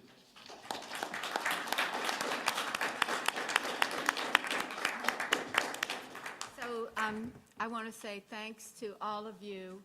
This is really an important opportunity for all of us, and I think that you've done it so very, very well that we're very proud to have each of you, and hope that one of you will become the person that's going to be possible to take us into the next generation.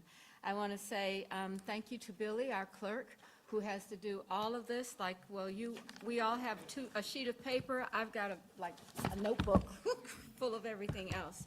And with that, I want to just ask the council if there were any comments that they would like to make before we close out. We need to resume the conversation. I'm sorry. We need to resume the conversation that we suspended earlier, right? Isn't that the So we have to plan? come back to our, what's the necessary for us to have our praise to be legal? I don't think we set any motions. Our next step, okay? Regarding my motion. I know we have the motion and those things that we're talking about now. Still has her motion. We,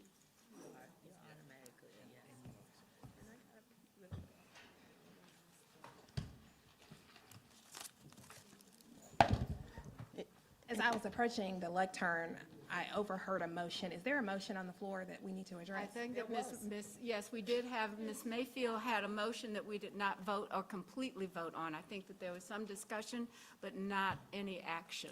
So, Ms. Mayfield, am I saying that correctly?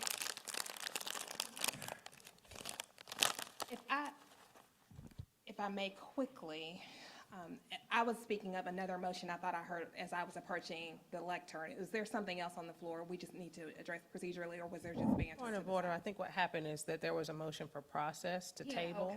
okay. And that was, yeah. that But was- so, Right. and so Councilmember Mayfield had an original motion that we did not vote on because there was a substitute, which was withdrawn.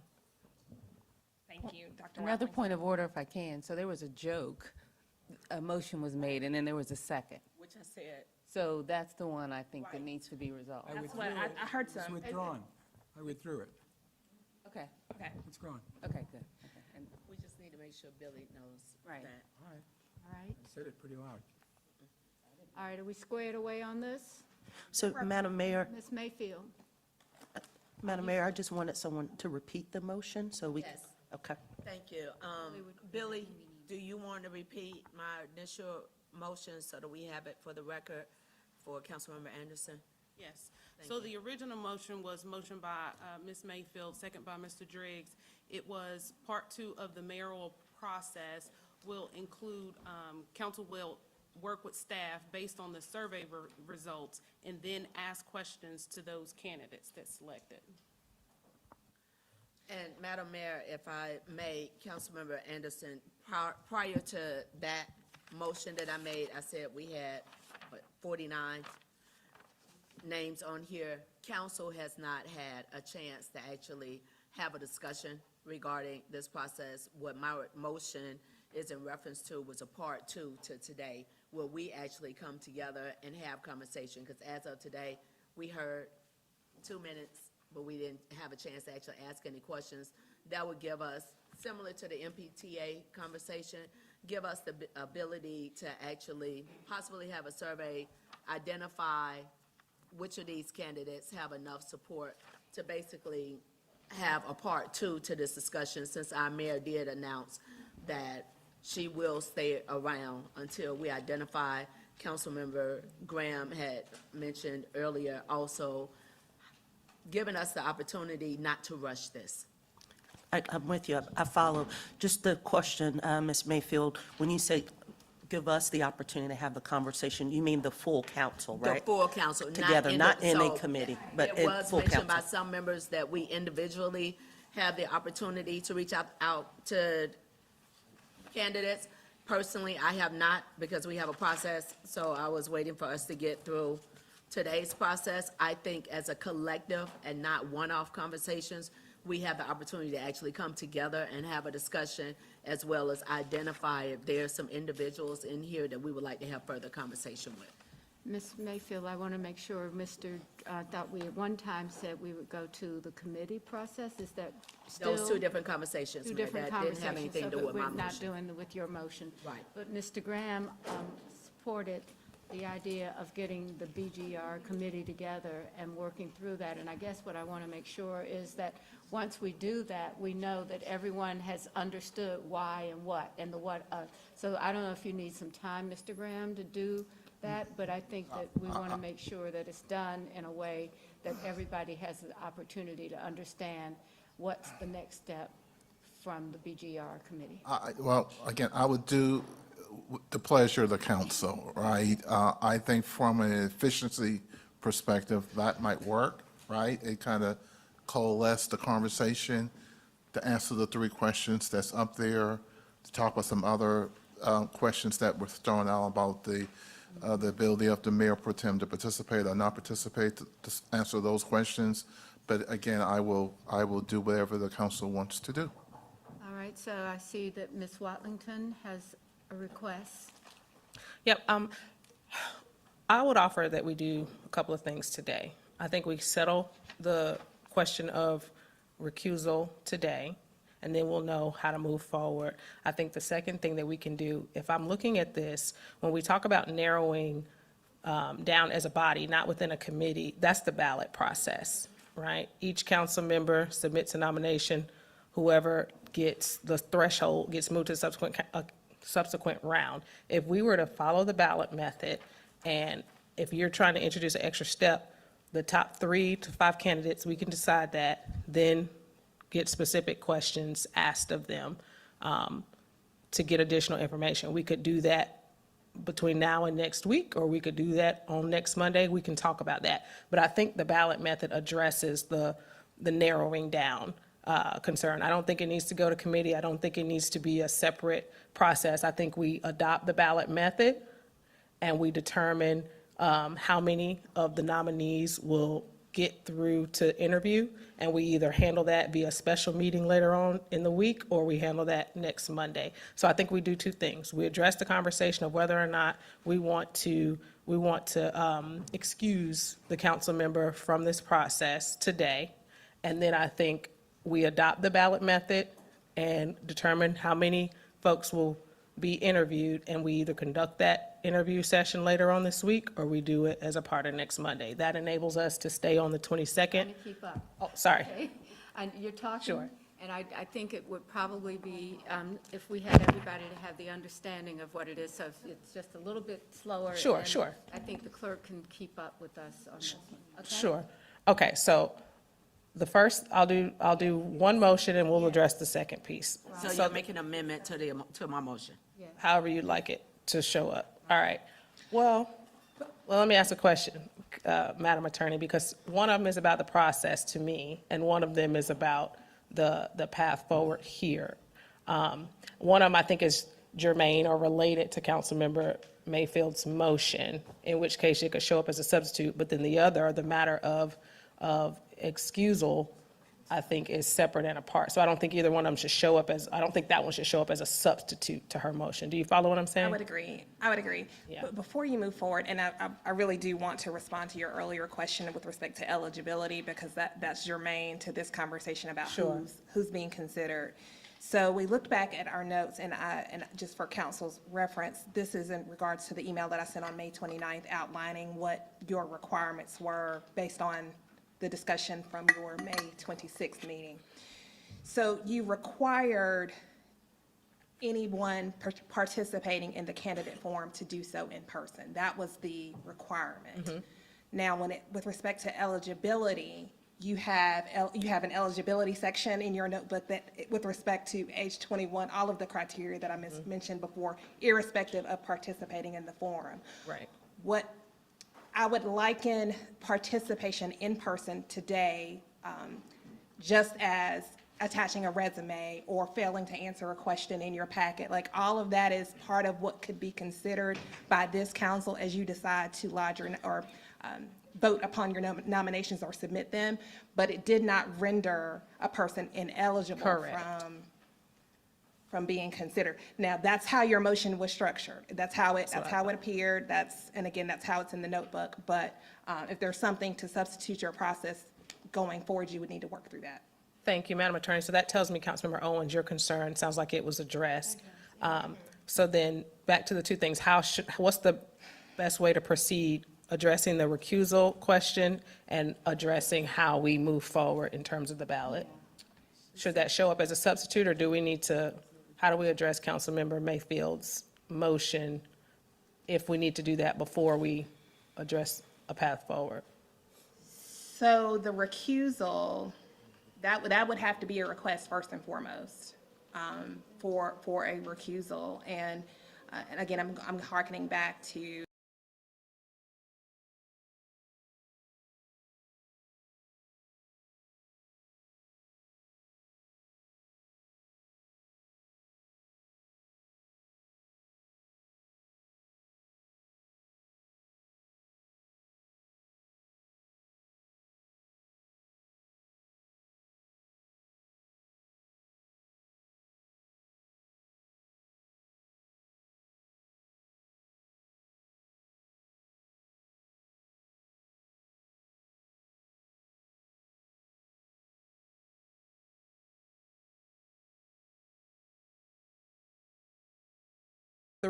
top five candidates, that I'm open to what that looks like, but I'll say for the purposes of getting it on the table, top five candidates to move forward to an interview that will take place either later this week or next Monday. That's the package I'm offering up, So that's basically what I said.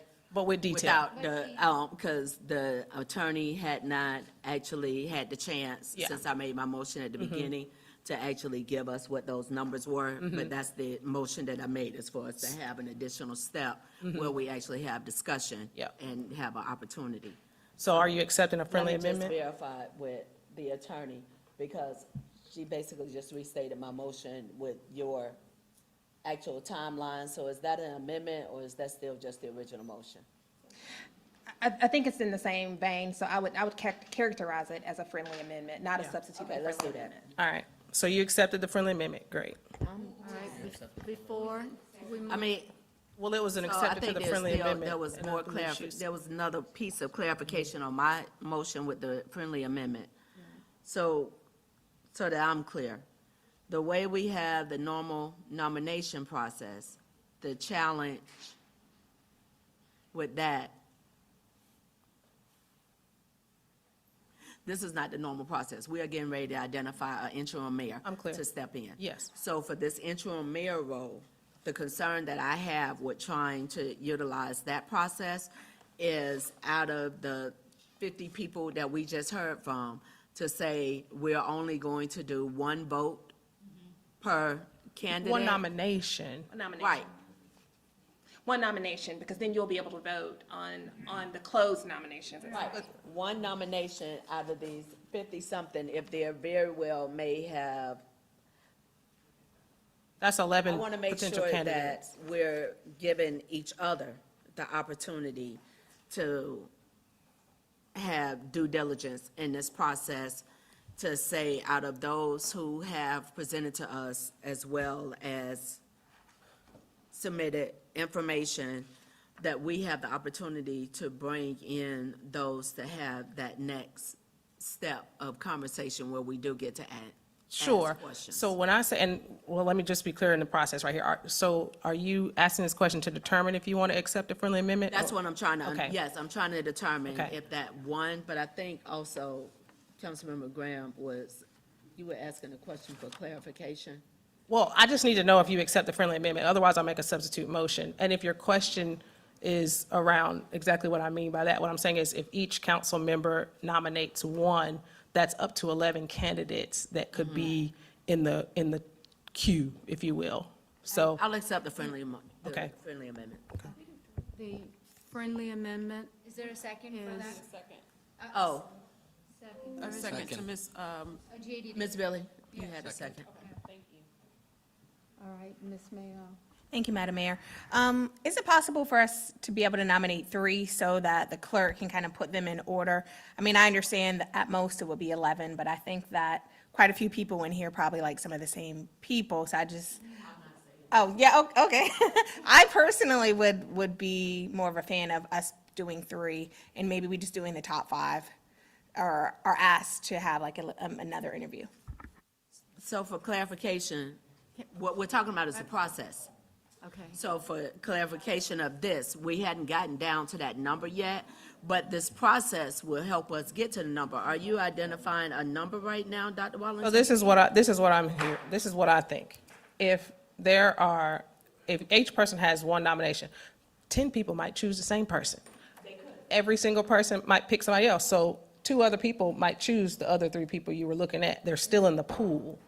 So whether it's 3 by each council member, or if it's 1 by each council member, I think that the balance of the group will float to the top. You know what I'm saying? So,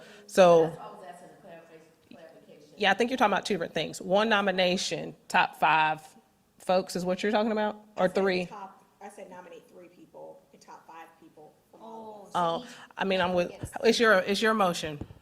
Yeah, I think we should try to follow out what each person is trying to indicate that they would like to have as a motion. And I think I caught up with you after the fact. Apologies, Madam Mayor. So I'm understanding you now, Joy. You want to give each council member up to 3. So that would be, since I accepted the friendly amendment, that would be an amendment to the amendment. If we were to. no, And that would be if Dr. Wallington, if you are that's comfortable what I with was. adjusting your friendly amendment, I will accept that. I'm totally fine I with think that. that would be a great opportunity for all of us. Yep, I think that's fine. So up to 3, yes. all right, so. Was that a right- friendly amendment? So we need a second on that. Clarity for the Madam Clerk. Okay, let's clarify what we I just have want to make on- sure there's a lot of discussion. And as well, I want to make sure the chair of this is Separate conversation. I know you, but tracking.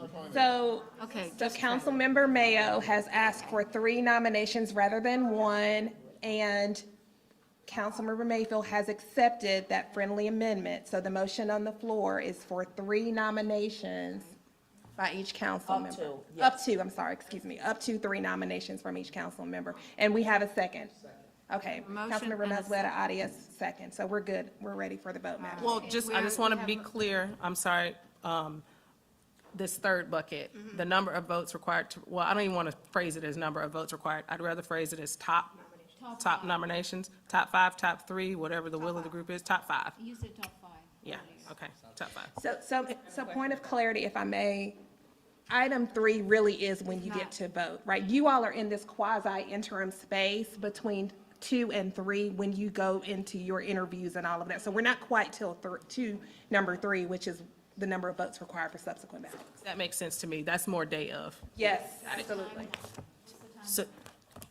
So, Madam Mayor, can I, just a point of information? I'm sorry. We have 49 folks listed here, right? And out of the 49, 17 individuals were a no-show. So that then reduces the field down to 32 folks who can be nominated. Is that correct? No, There are some people that can come. because there is not an elimination based, you can yourself individually decide not to nominate that person, but they're Okay. not ineligible due to not participating in person today. That's why this second part, so Okay. that we It's a have that 5, chance, your and we can pick up to 3, and we have a chance collectively to have a conversation. Okay. My apologies, Madam Mayor, I know Councilmember Johnson had her hand. Thank you, Madam Mayor. So if we're choosing 3, are we ranking them When you talk about top 5, are we ranking them or just, so you're just saying that the folks? That comes after. Okay, thank you. All right, so everybody's got how the vote, Just the timeline. What's the timeline? The motion maker. Was, Ms. So, okay. Mayfield, let's figure out if we can get the first motion We're clarifying out. with the attorney, the initial information that we sent out to the community had that June 22nd date. Correct. Yet, the reality is, as Councilmember Graham had mentioned, we do not need to rush this process because this is a very important process for us. I did not state a specific timeline. For me, the first question is how soon can we get that meeting on the books for us to actually come together and be able to have this conversation? We also know, according to our rules and state legislation, we need to give at least 5 days' notice to community for that, to give them the opportunity for the ones that get through to the next process so that we can actually have the chance to have the conversation with them. We can't go into July realistically because that's when council is on break. I'm pulling up the calendar right now just to try to be as specific as possible. Today's the 15th. We do not have a meeting on the 29th. That is our Monday off because that's the 5th Monday of the month. The question will be is if there seems to be an opportunity and an appetite, if people don't already have travel plans, for us to be able to schedule the meeting on that wet day. That way we don't have anything else on that day. And that will give us a week to not only give staff time to create the survey, give us the time to go through and identify and do our voting, and give the community the time to have the conversation. I'm saying the 29th for decision instead of the 22nd, and we try to figure out a date to come in and have this conversation based on council's calendar. Mayor, can I just ask a question of clarity? I just want to make sure I understand. In my mind, I thought what we were doing was we were going and selecting our ballots, and those were the folks that were going to get interviewed. So we were trying to schedule the interview. That's it, that's what I'm saying. Oh, when you say conversation, that sounds like a different. Well, the interview is the conversation, because Okay, they're not I gonna thought come you in and meant a just speak to us for conversation 2 amongst minutes. us. We're gonna actually, just Yeah, like with the yeah. MTA That's process, where different to we me than actually. us having a conversation. That's happening via the ballot. And that's part, right, but Yeah, it's okay. the piece where instead of the individual, council collectively sits in the room together and hear from and ask questions of the candidate. Just as a reminder, the statutory requirement for special meeting notices is 48 hours, so it's Okay, not, great. just so you know, in terms you of for your that. planning, you don't need the full So 5 we can days. actually have, if it's at the pleasure of the council, we can have the ability to have that discussion earlier. I just want to be respectful of the fact that staff has to actually create the survey. And Yeah, they got their names. They can slap a check box next to these and we will keep. we can say that, but we need to Yeah, make we- sure yeah, and- that staff ain't doing just And then this. they come around with something So- that doesn't spell correctly or whatever. Madam It's Mayor. just like- Yes, ma'am. You had another question. All right, yes, please. thank you, Madam Mayor. Colleagues, I think that I agree with my colleague, Councilmember Graham and Councilmember Mayfield, that we shouldn't rush the process, but we did vote on a timeline and we adopted it. And now we are doing this amendment, which Councilmember Mayfield accepted the friendly amendment from Councilmember Wallington. So I think our due diligence, right, as council members serving our constituents, is to follow through with the timeline, and to add that extra step, and to that point, find which I think can be a conversation, perhaps offline, that middle spot of when we would schedule that special meeting. That midpoint that allows us the flexibility to still follow through with the timeline, but as well as make the necessary adjustments that we're talking about today. Yes, ma'am. Thank you so much. Is it possible to make a motion to have a special meeting on the 18th for council? No, there's a motion on the floor. Oh, we haven't voted for this other We one? haven't Okay. voted. Unless, well, unless, Councilmember Mayfield, the motion maker, if you want to accept as part of your friendly amendment, I'm not accepting That any the more friendly interview- amendments. We need to close this out. and the only start it. issue is that. I'm sorry. Okay, we can do it. All We're right. beginning to get offline, and, yeah, well, thank you. I appreciate that, Ms. Ashmira. We've got to stop a little bit, and we've been doing a lot of like, this is this and this is that, but we are not getting enough information for us to all understand. I mean, I look around and I don't see, especially I'm worried about the BGR committee, because This we is haven't not seen going to anything. Wait, I'm sorry. That's just what I said. You don't have to say it. I just said it. Okay, so this is what I said, and I think what we're trying to do is to get some sense of what everyone agrees to do. And that just takes a little bit more time, and if we skip people over, you know, it's taken us too much time to do this without working through it. So what I would like to suggest is that we actually ask each council member what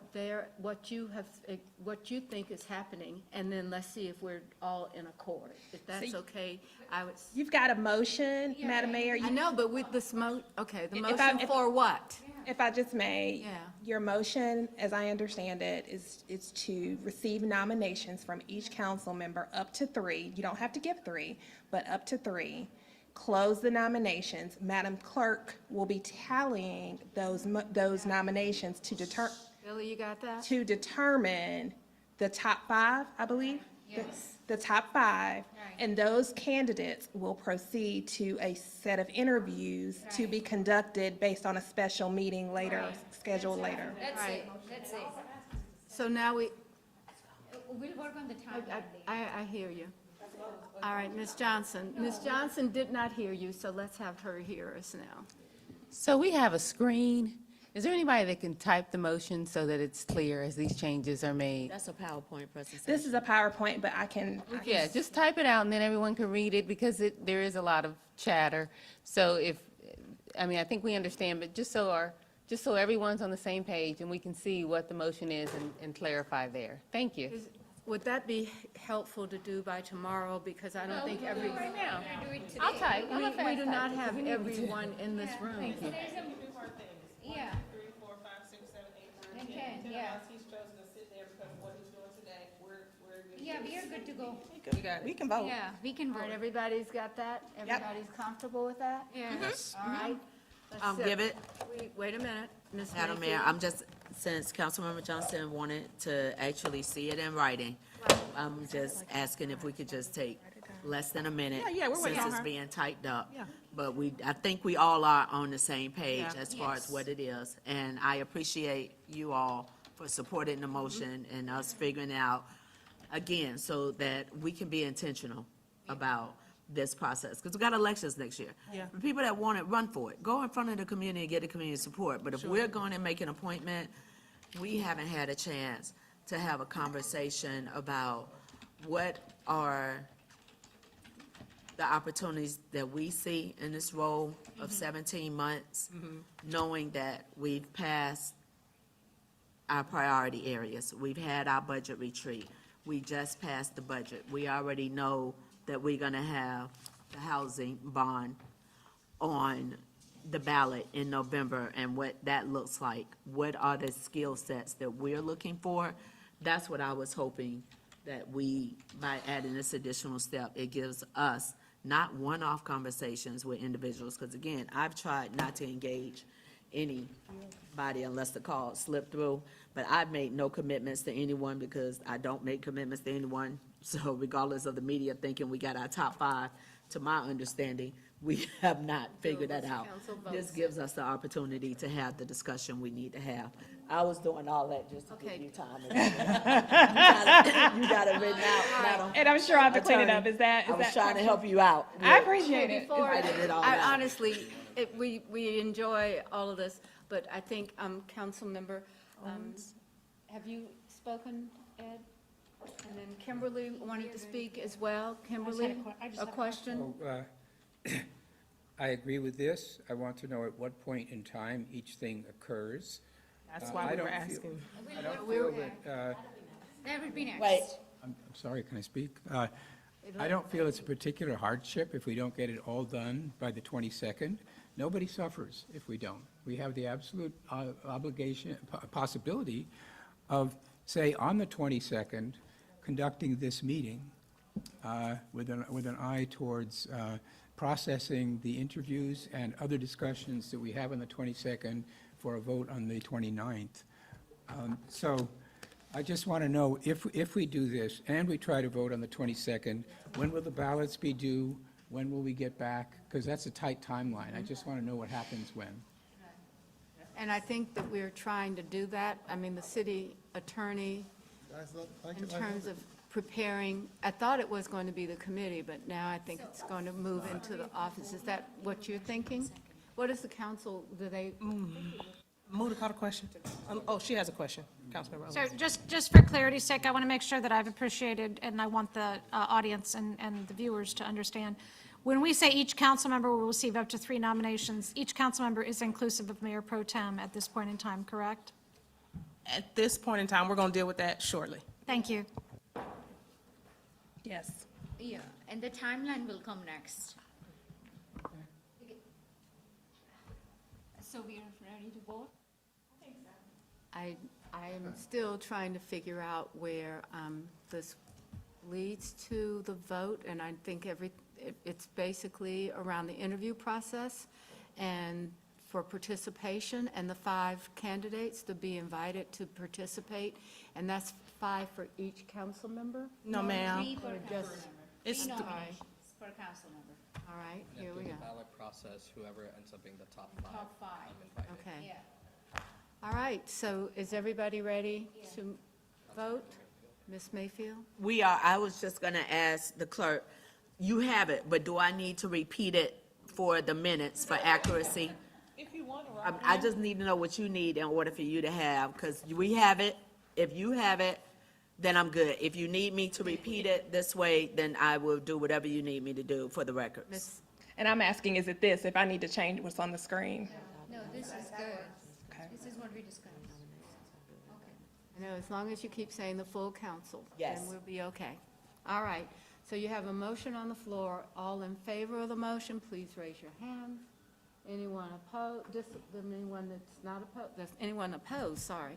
Anyone opposed? All right, so that Thank you, passes. colleagues. Thank you very much. Madam Mayor, we got a couple more motions, and I'm gonna just type for the the, just for the record, so that everybody's on the same page, just vote, and we are where we are. I move to have this interview on this Thursday, the 18th. Second. Okay. Now you- We gotta check Yeah. our calendars before we pick a date. So we can, Check our calendars before we pick a date. I have to move my calendar almost every time. Guys, let's see if we can get through this. Oh, okay, I'm good on Thursday. all right. All right, does everybody have that time frame on there? I need a second. What time on Thursday? I just checked it. I'm good. Morning or afternoon? That's just, So when are the ballots due? When are the ballots due? when are the ballots due? Yeah. I mean, I'm Voting open. is in When do you person. need them Voting is due No, in but order I'm to just make saying, that if meeting? that's the 18th is when we're having that meeting, prior to that time, there has to have been a deadline for the council to submit That's a good ballots. point. That's a good point. Okay. We can work backwards. So then, I'm not tied to this June 22nd. no, I understand. Are we sending 3 names, or are we waiting on a ballot? We're waiting on the ballot. If you do not, council, if you do not proceed with the 22nd, you will need to amend your prior schedule because you Correct. adopted that as part of your process. Okay, so I'd like to offer this then, as part of my motion. Staff, and I'm looking at you, Ms. Tynes, because it's the clerk's office. If you can get us ballots today, and we have those ballots back to you by tomorrow, 48 hours ahead of a Thursday afternoon meeting, then we can then we can proceed. Are folks comfortable with that? There's I'm zoning comfortable with meetings that. tonight, and I don't know how We comfortable voted or on a how long timeline. those zoning meetings are. Yeah. Well, Give them the opportunity to do that. I don't know if Well, what I'll do is, that's the motion. If there's a second, we'll vote it up or down. If it goes, if it's Second. voted down, then we'll just figure something else out. Well, we'll figure that out. And so everybody would get their information Yeah. before they leave tonight. Yeah. Okay. You all right? So just to be Zoning. clear, to make sure I understand, so you want a ballot with the 49 people Yes, ma'am. by the end of Before we leave here to, All the eligible. the eligible people. that Yeah, actually the came in. eligible. Okay. Yeah, all the, so if we can have a ballot tonight before we leave, but for all of the eligible candidates, and council will return our ballots to you by tomorrow afternoon, which gives 48 hours time for notice to those selected candidates, then we can conduct the interview on Thursday afternoon. And are you going to do photos and all of those, or what are the expectations for the sending the information to the clerk? Besides just a letter or a list like we have here? Yeah, so we just can return our list, or like we typically do via email, just respond with your names, et cetera. What about the, Kimberly? Your ballots would be received tomorrow, or I could. I had a question, but I think that it has been clarified, so thank you. Good? All right, thank you. And I just want to make sure, point of clarification. It's not the 48 people to count, 49 is the All council member eligible owns candidates. going, all the eligible, including those who did not They're gonna attend be in all person, All based on eligible our candidates. motion. Correct. Correct. Okay. Okay? All right, Madam Clerk, are you good? Or is our attorney good?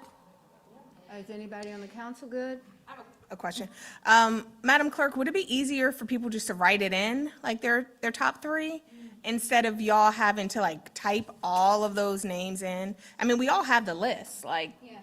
Does everybody? I feel like that may be more efficient of y'all's time this evening, so we can make the turnaround a bit faster. I mean, just to write in. If you want to do that, nobody's gonna stop you. I can make that motion? Okay, can I do a friendly amendment? That instead of y'all writing down all the people, we all have the list? Oh, okay, well, whatever. All right. So are we doing a friendly amendment? Okay, No amendments.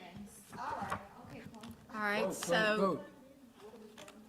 We're voting on this. The motion right there. So this is a two-part motion to have the interviews be conducted on June 18th and also to have a ballot complete with all eligible candidates by end of day today. You received, hey, don't you want to put a? No, it's due a tomorrow. no, but you received the ballot Yeah, today. receive the ballot. 24 hours, Yeah. And council members will turn it in by tomorrow, close of business. The clerk? Yes. Okay, so are we comfortable with where we are? Ms. Mayfield, are you comfortable where you are? Not even the slightest. Okay. So for this last piece, I want us to be realistic and responsible. Our meetings have been running to 9, 10 later.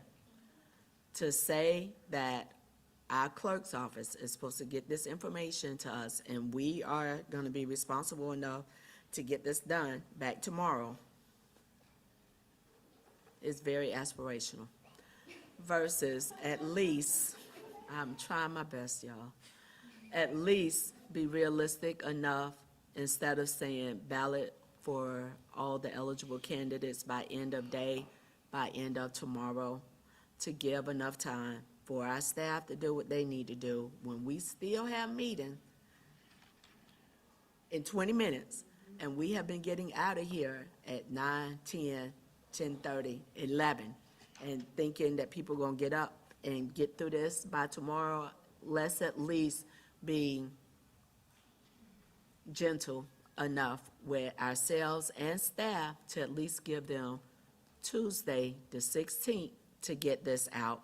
That still gives us a window to get the ballots done and get them back in, because they still have to go in and calculate it.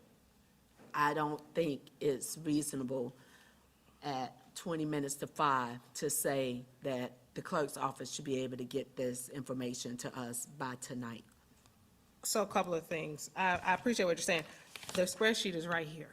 It is. Like, it already exists. The All we have amend- to do is respond. But the meat amended of your version, question, though. because but remember the the meat of your question, application though, I just want to make sure, mandated. the Hey, reason hey, that I've hey, said if Two Tuesday, people are talking at the same time. the reason I've said Tuesday, tomorrow, is because of the 48 hours. So the question is, can y'all still notice the meeting before you know which candidates are invited. You can notice the purpose, yes.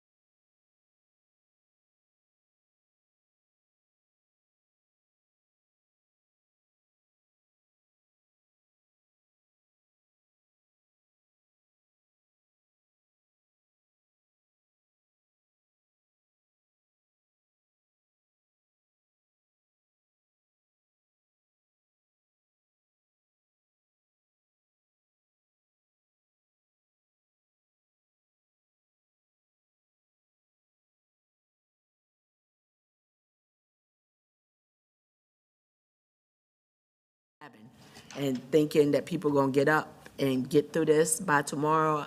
Let's at least be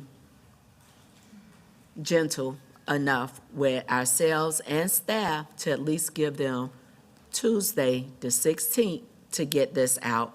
That still gives us a window to get the ballots done and get them back in, because they still have to go in and calculate it. I don't think it's reasonable at 20 minutes to 5 to say that the clerk's office should be able to get this information to us by tonight. So a couple of things. I appreciate what you're saying. The spreadsheet is right here. It is. Like, it already exists. The All we have amend- to do is respond. But the meat amended of your version, question, though. because but remember the the meat of your question, application though, I just want to make sure, mandated. the Hey, reason hey, that I've hey, said if Tuesday. Two people are talking at the same time. The reason I've said Tuesday, tomorrow, is because of the 48 hours. So the question is, can y'all still notice the meeting before you know which candidates are invited? You can notice the purpose, yes, yes, let me just answer the Okay, question. well then, cool, I'll accept that friendly amendment. You said the end of Tuesday, so that's a matter of hours difference. It's those hours make a All right. difference. I'm So fine the with that. 16th. And to, also, in light of the conversation, would there be an eligible, virtual option, available to those, because it is such a short notice? I mean, I think that's, I'm sorry. Now, why do you want to start something? I mean, it's, To make it complicated. we are talking about 48 hours notice, I just want to put that Yeah. in there, so. Again, I'm not pushing, that June 22nd date is not, I feel like somebody could have made a motion for us to amend that, because this is too important of a conversation we'd have. This isn't the 5 months that Anthony Fox had when he was moved into a position. So the idea of us trying to rush through this process, I have a concern about. I got you. Just for Billy, you to get it on record. As far as the virtual option, I'm not opposed to virtual, but certainly if that's going to be a part of this motion, folks should know about it. I'm willing to adjust the motion for the will of the group. If they do not have the opportunity to do a virtual, then I think that's saying that you want you, but, you can't figure out how to get in. Sure. Madam Mayor, I just want us to, so I appreciate both perspectives here. I also, though, want to talk about, and maybe we're going to do it now, we have to do it at some point, but talk about the structure of these meetings, because I think we have to have a structure, it has to have some uniformity to it. I can imagine if 10 of us have questions, that's a long time, right? Just one question, so we got to talk about the structure. Talk about that. Maybe you should, I'm just saying. maybe you could suggest I'm- someone that could do that. And Yeah. somebody's got to do some work. Exactly right. And I think that what we Call the agreed was question. that the committee chair would have that opportunity to work through some of that, and nobody has suggested that, but it does need to happen. So, Madam Mayor, I'll volunteer myself, since this is difficult. I think it would be, no, I think, What I'm saying is I agree that that can be worked offline. If you have questions that you want asked, simply send them in an email to everybody, and we can compile the questions list. These things are not difficult policy questions. The question, it's not about being difficult policy question, it's how we process our work. It's how and it's killing us. We may get to the end, for sure, but there has to be process steps that there's agreement upon. If we don't respect our committee structure, why do we have committees? And so all this stuff should have been sent to committee weeks ago. Right, weeks ago. There is an artificial timeline that we're dealing with. There's nothing magical about the 22nd. We got 18 months, not for an interim mayor, but for the mayor of the city. I think that deserves a little bit of thoughtfulness versus making the sausage around the dais when we're supposed to be listening to candidates, not making policy decisions. It's just, for me, it's how we process our work. that's frustrating. Are you making a substitute motion? I make a substitute motion that we send this to committee. So we have a motion. Second. And a second. And vote it up or All- down. And when we say substitute motion to send to committee, does that include the inclusiveness of the fact, the things that we were trying? All of it, achieve. and then we can come The things that we want out. to achieve, All the right? things that we want to achieve, the timelines, the structure, the process questions that Councilmember Anderson talked about in terms of making sure that there's some uniformity. There has to be, we just can't make it up on the fly. The recusal question, all those things are legitimate questions that we just shouldn't kind of make the sausage at the table. So we have Again, you can vote it up or down, but I just think it You actually matters. have a motion and second. All right. I'm just about to tell, JD, tell me. Thank what you, is Madam going Mayor. on. I feel like I ought to do that song. What's going on?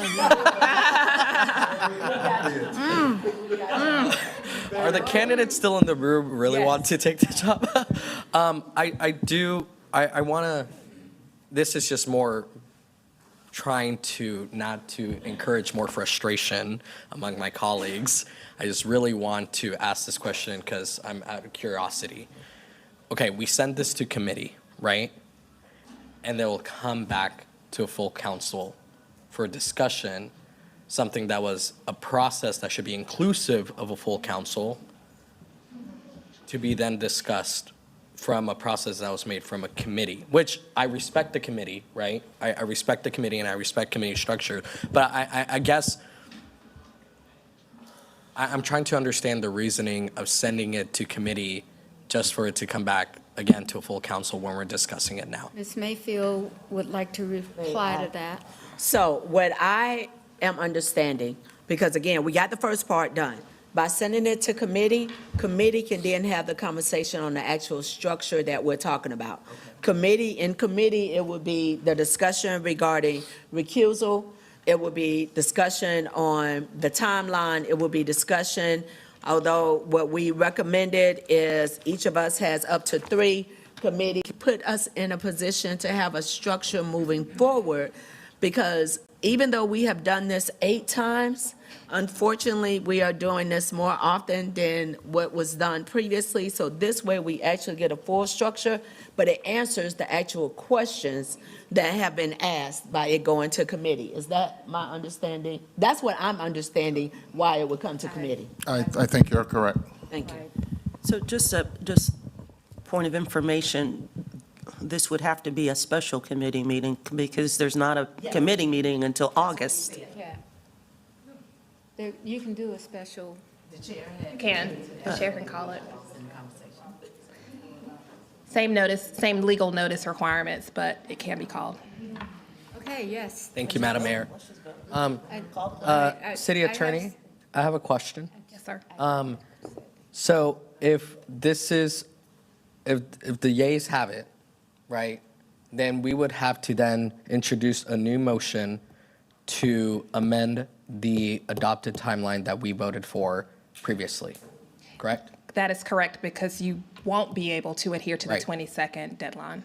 Thank Or you. timeline, I should say. All right, we have called the question on the table, so take anyone.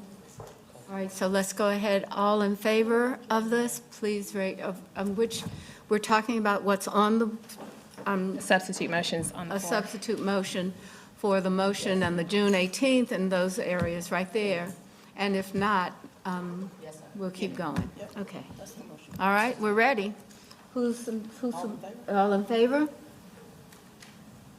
1, 2, 3, 4. All against.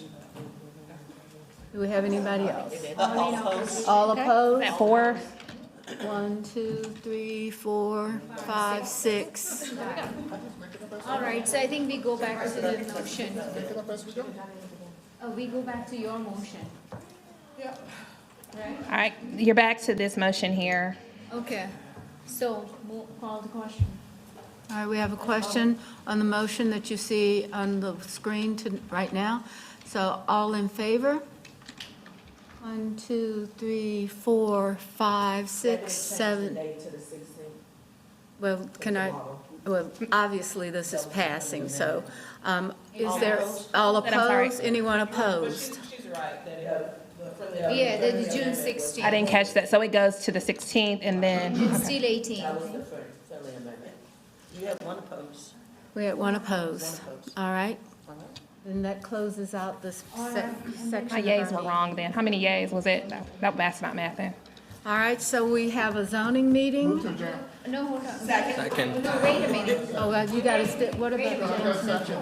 What was that?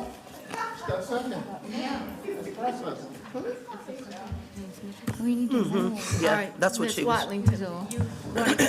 Yes, but there is a motion and a second on the floor to adjourn. You can't have the We ballot. have a motion on the floor to We need to adjourn. talk about the recusal. I was voted up and And down. is it due back? That's what I was asking. Okay, all those in favor of the motion to adjourn? We got a convener. I know, but she's not, she needs. When are the ballots due back? It says I think we're 16 gonna and have to- 16 up there. Yeah, I know, I was looking at that too. Is it? The ballot should do back by the end of day on the 16th, not the close of business. That was Luana's Due back. 24 friendly hours. amendment. So when are the ballots due out? Same day, right? Same day. Yeah, Luana wanted to give staff until tomorrow to get it out to us instead of getting it to us tonight. Tomorrow? Only tomorrow for the ballots to be distributed?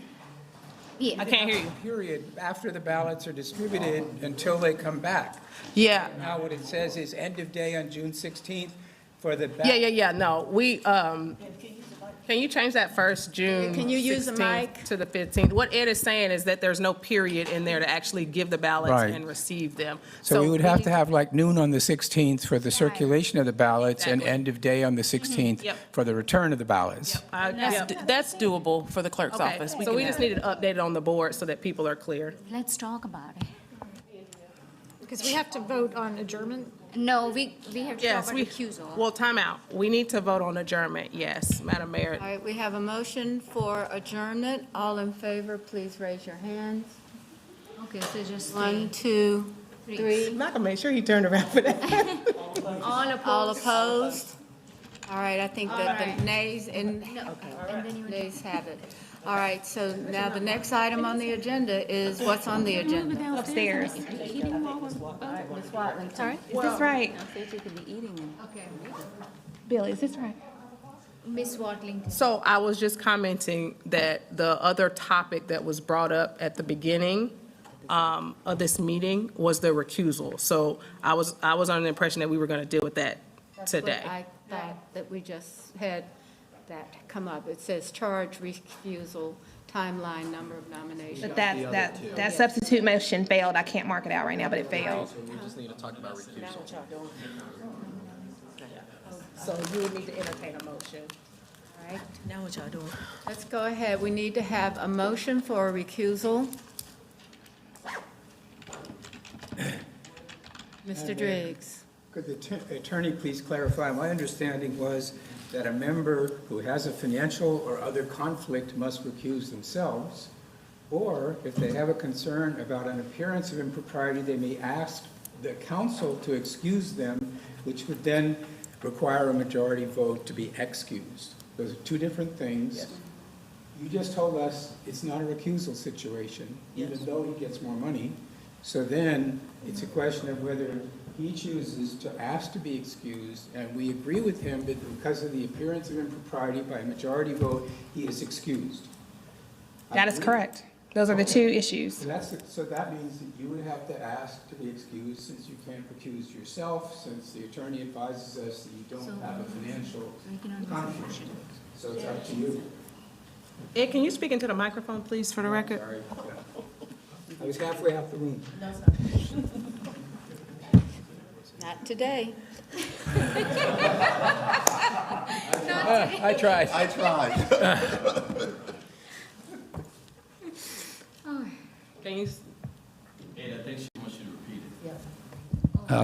I won't repeat everything. I just said he is not eligible for a recusal because the city attorney advised us that his increased income doesn't qualify as a grounds for recusal under state law. Therefore, he may ask to be excused based on a concern about the appearance of impropriety, and it takes a majority vote of council to excuse him. So that does require that you would, in order for that vote to take place, you would have to ask to be excused. And I would suggest that for as long as Councilmember Mitchell is in the pool of people, like if he's not among the final 5, then he could participate in the selection among the 5. If he is among the final 5, in my opinion, there is an issue, a question about conflict. But it is up to you to ask to be excused. We can't do it. We don't do it. Did everybody hear what Ed said? Is that right? And I agree with Mr. Driggs. Mayfield? Thank you, Madam Mayor. And the clerk mentioned it, but I think what we also have to remember, when former Mayor Fox took his appointment and then council appointed Councilmember Patsy Kenzie, she did not recuse herself. The mayor has always earned more than council, whether it was 5,000 more, 7,000 more, it doesn't matter what the amount was. The mayor has always earned more than council. Councilmember Kinsey did not recuse herself. Yes, she voted for herself, just like when we have elections. I hope you actually vote for yourself when you go in to vote. So that, I want us to keep in mind the idea of this recusal. Yes, Councilmember Mitchell would have to make the motion himself, but we already do have precedent on that. That's correct. And that precedent is the sitting council member that ended up being put into the position of mayor for that interim period did vote for themselves. There was no recusal. I don't know why the conversation of compensation came into this particular conversation, for the simple fact, the mayor will always make more than council. Whatever that amount is, I don't care if it's 2,000 more, the mayor is always going to make more than council. So whoever the mayor is, they are going to make more than council with that. So the recusal piece, Patsy Kenzie, as a sitting council member who served 28 years as a district rep, when she was appointed to fill out Mayor Anthony Fox's seat, she was not asked to recuse. She did vote. I don't understand why I understand why we're having the conversation now, but I just want us to make sure for transparency, that was not something that was a prerequisite. But again, even though we just voted it down, had it gone to committee, that's where the discussion and the actual process could have been put in place. We chose not to do that, but I just want to make sure everyone does understand, we had a council member who stepped into the role. No, they did not recuse themselves. Yes, they voted. If he chooses to, that is his choice. We do not get to do that. All right, Ms. Owen? Thank you, Madam Mayor. I just want to speak very briefly to my impression of why we are where we are. I tried to bring this issue into the room because I've had a lot of engagement with constituents over the weekend, particularly, who have asked me about what they perceive to be the unfairness of a situation where there is competition between a member of council and other members of the community. Those members of the community need to get to 6. This member of council would only need to get to 5, presumably voting then for himself. So I wanted to put that into the room out of just an abundance of transparency around what our process is. I believe there to be a conflict of interest, and I believe there is an appearance of impropriety to have Mayor Pro Tem vote in the same way as he would if he were not running. I think to the point made by Councilmember Driggs, there is a difference in my mind of getting us to a point where we have a small group. If he is on that small group, then I would contend that he should not continue to participate in the same way that he would if he were not our Mayor Pro Tem. So that is my personal point of view. That is why the issue's in the room. Is there a motion on the table? I don't believe, did you make a motion around this? I did not. I'd like Okay. to comment when it's my turn. Thank you. All right, so why don't we Ed start? has his hand up. Ed, do you want to, okay, go I ahead. just wanted to point out, it was possible that 4 or 5 of us applied for this. Where would we have been if everybody had been disqualified? So I think the fact that Mitchell has served the way he has all this time shouldn't work to his detriment, as it were. He's entitled to his voice in this process as the Mayor Pro Tem. So personally, I clarified as I did, just to make sure we understand the situation. It's up to him. I personally wouldn't put a burden on him to ask to be excused, which is what we're talking about. Madam Mayor. Yes, JD? Thank you, Madam Mayor. Yeah, I would agree with my colleagues, Councilmember Mayfield and Councilmember Driggs, and also appreciative of Councilmember Owens' point. However, I really do think, for me, when I think about it, I think about the democratic process, right? We are elected by less than 5% of the city's population. And why are we going to vote on whether somebody has the right to run or to seek a position of elected office? We all raised our hands to run for elected office, and we all went in front of the community, right? Everybody has the right to run for office and be carried to that same standard. Like, we're putting on the same standard for all of the candidates that we've heard from today and that have applied for this role today. That being said, and I'll just, for appreciation, will say this. That's why I also agree with Councilmember Owens when it comes to the physical virtual option, right? We need to be equalizers and ensure that everybody has a fair shot and opportunity. And as I brought it up before, and I'll bring it up today, I'm unsure with this financial compensation part of the discussion came apart, because we did just vote as a city council to give ourselves a raise, right? That's part of the budget. City council members and the mayor got a pay bump in the FY 2027 budget, right? And so that conversation of financial compensation feels very obscure to me to be had in this room right now. Right, and she would have disallowed that, exactly, Mr. Drake. So thank you so much, and I concur. All right, let's go. We're going around this way. Thank you, Madam Mayor. Just question for the city attorney here. We were mentioning when Patsy Kinsey was appointed to be the interim mayor, was there a public forum with that process, or was she simply voted by her colleagues to take that seat? Because I think if it wasn't a public forum, I don't believe there was, this is a different structure here. And I'll be a little prescribed with our language. Not a public forum, but not a candidate forum. There was not external competition. It was strictly internal, to your point, Councilmember Anderson. Only council members participated in that. Correct, and that's why I brought that up, because, before we advanced to a public process, we had the opportunity to potentially appoint any of us. So it's not about a particular individual, but we voted to make this a public process and advance in this public forum. So we've had 49 people to sign up to come down to speak. People have taken the time to fill out applications. It's not just a small thing we've asked them to do. And it's a very different process than when Patsy Kinsey, who is a District 1 resident, was appointed interim mayor. Very different. All right, Ms. Mayo? Thank you, Madam Mayor. I would agree with Councilmember Driggs. I don't believe that Mayor Pro Tem should have to recuse himself. I think that, as a sitting council member, he should have the same vote as everyone else on council. So just wanted to put that out there. That, I guess, would be a decision that he makes and/or we would make potentially, but I don't think that's necessary personally.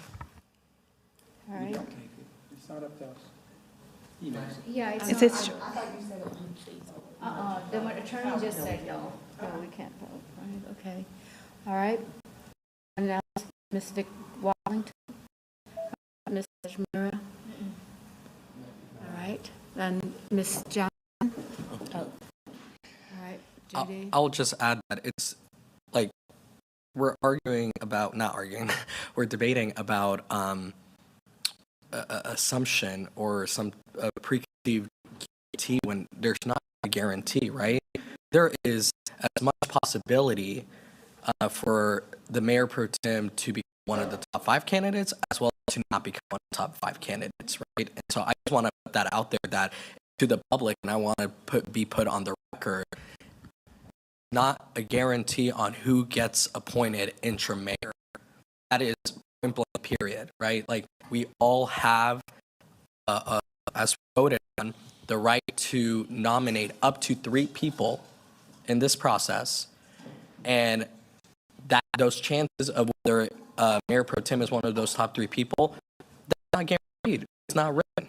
We just from excellent candidates, right? And I hope that we all have the due diligence to listen to those candidates and really nominate the best candidates we think with the priorities and the future of this city. So I just want to make that very clear that when we are having this discussion about excluding or taking someone's right to vote, there's not a guarantee.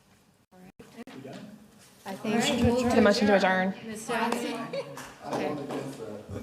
Oh, she has Madam Mayor, just quickly, before we leave out, I just want to make sure everyone remembers that on the Monday, June 22nd, that starting at 2 o'clock, we have the city clerk's evaluation. So that was one of the other reasons the motion went the way it went. But while we're throwing these dates out, I want to make sure that you remember the 22nd, we already have the clerk's evaluation that's scheduled from 2 to 6 and with public forum starting at 5:30. Right. Maybe we ought to, it's maybe a day in the life of council and start I mean, early. we choose violence on a daily basis around this dais, so thank you. Okay,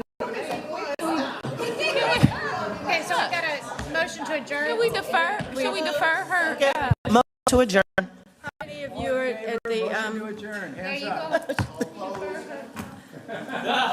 You're not funny. Mr. Graham.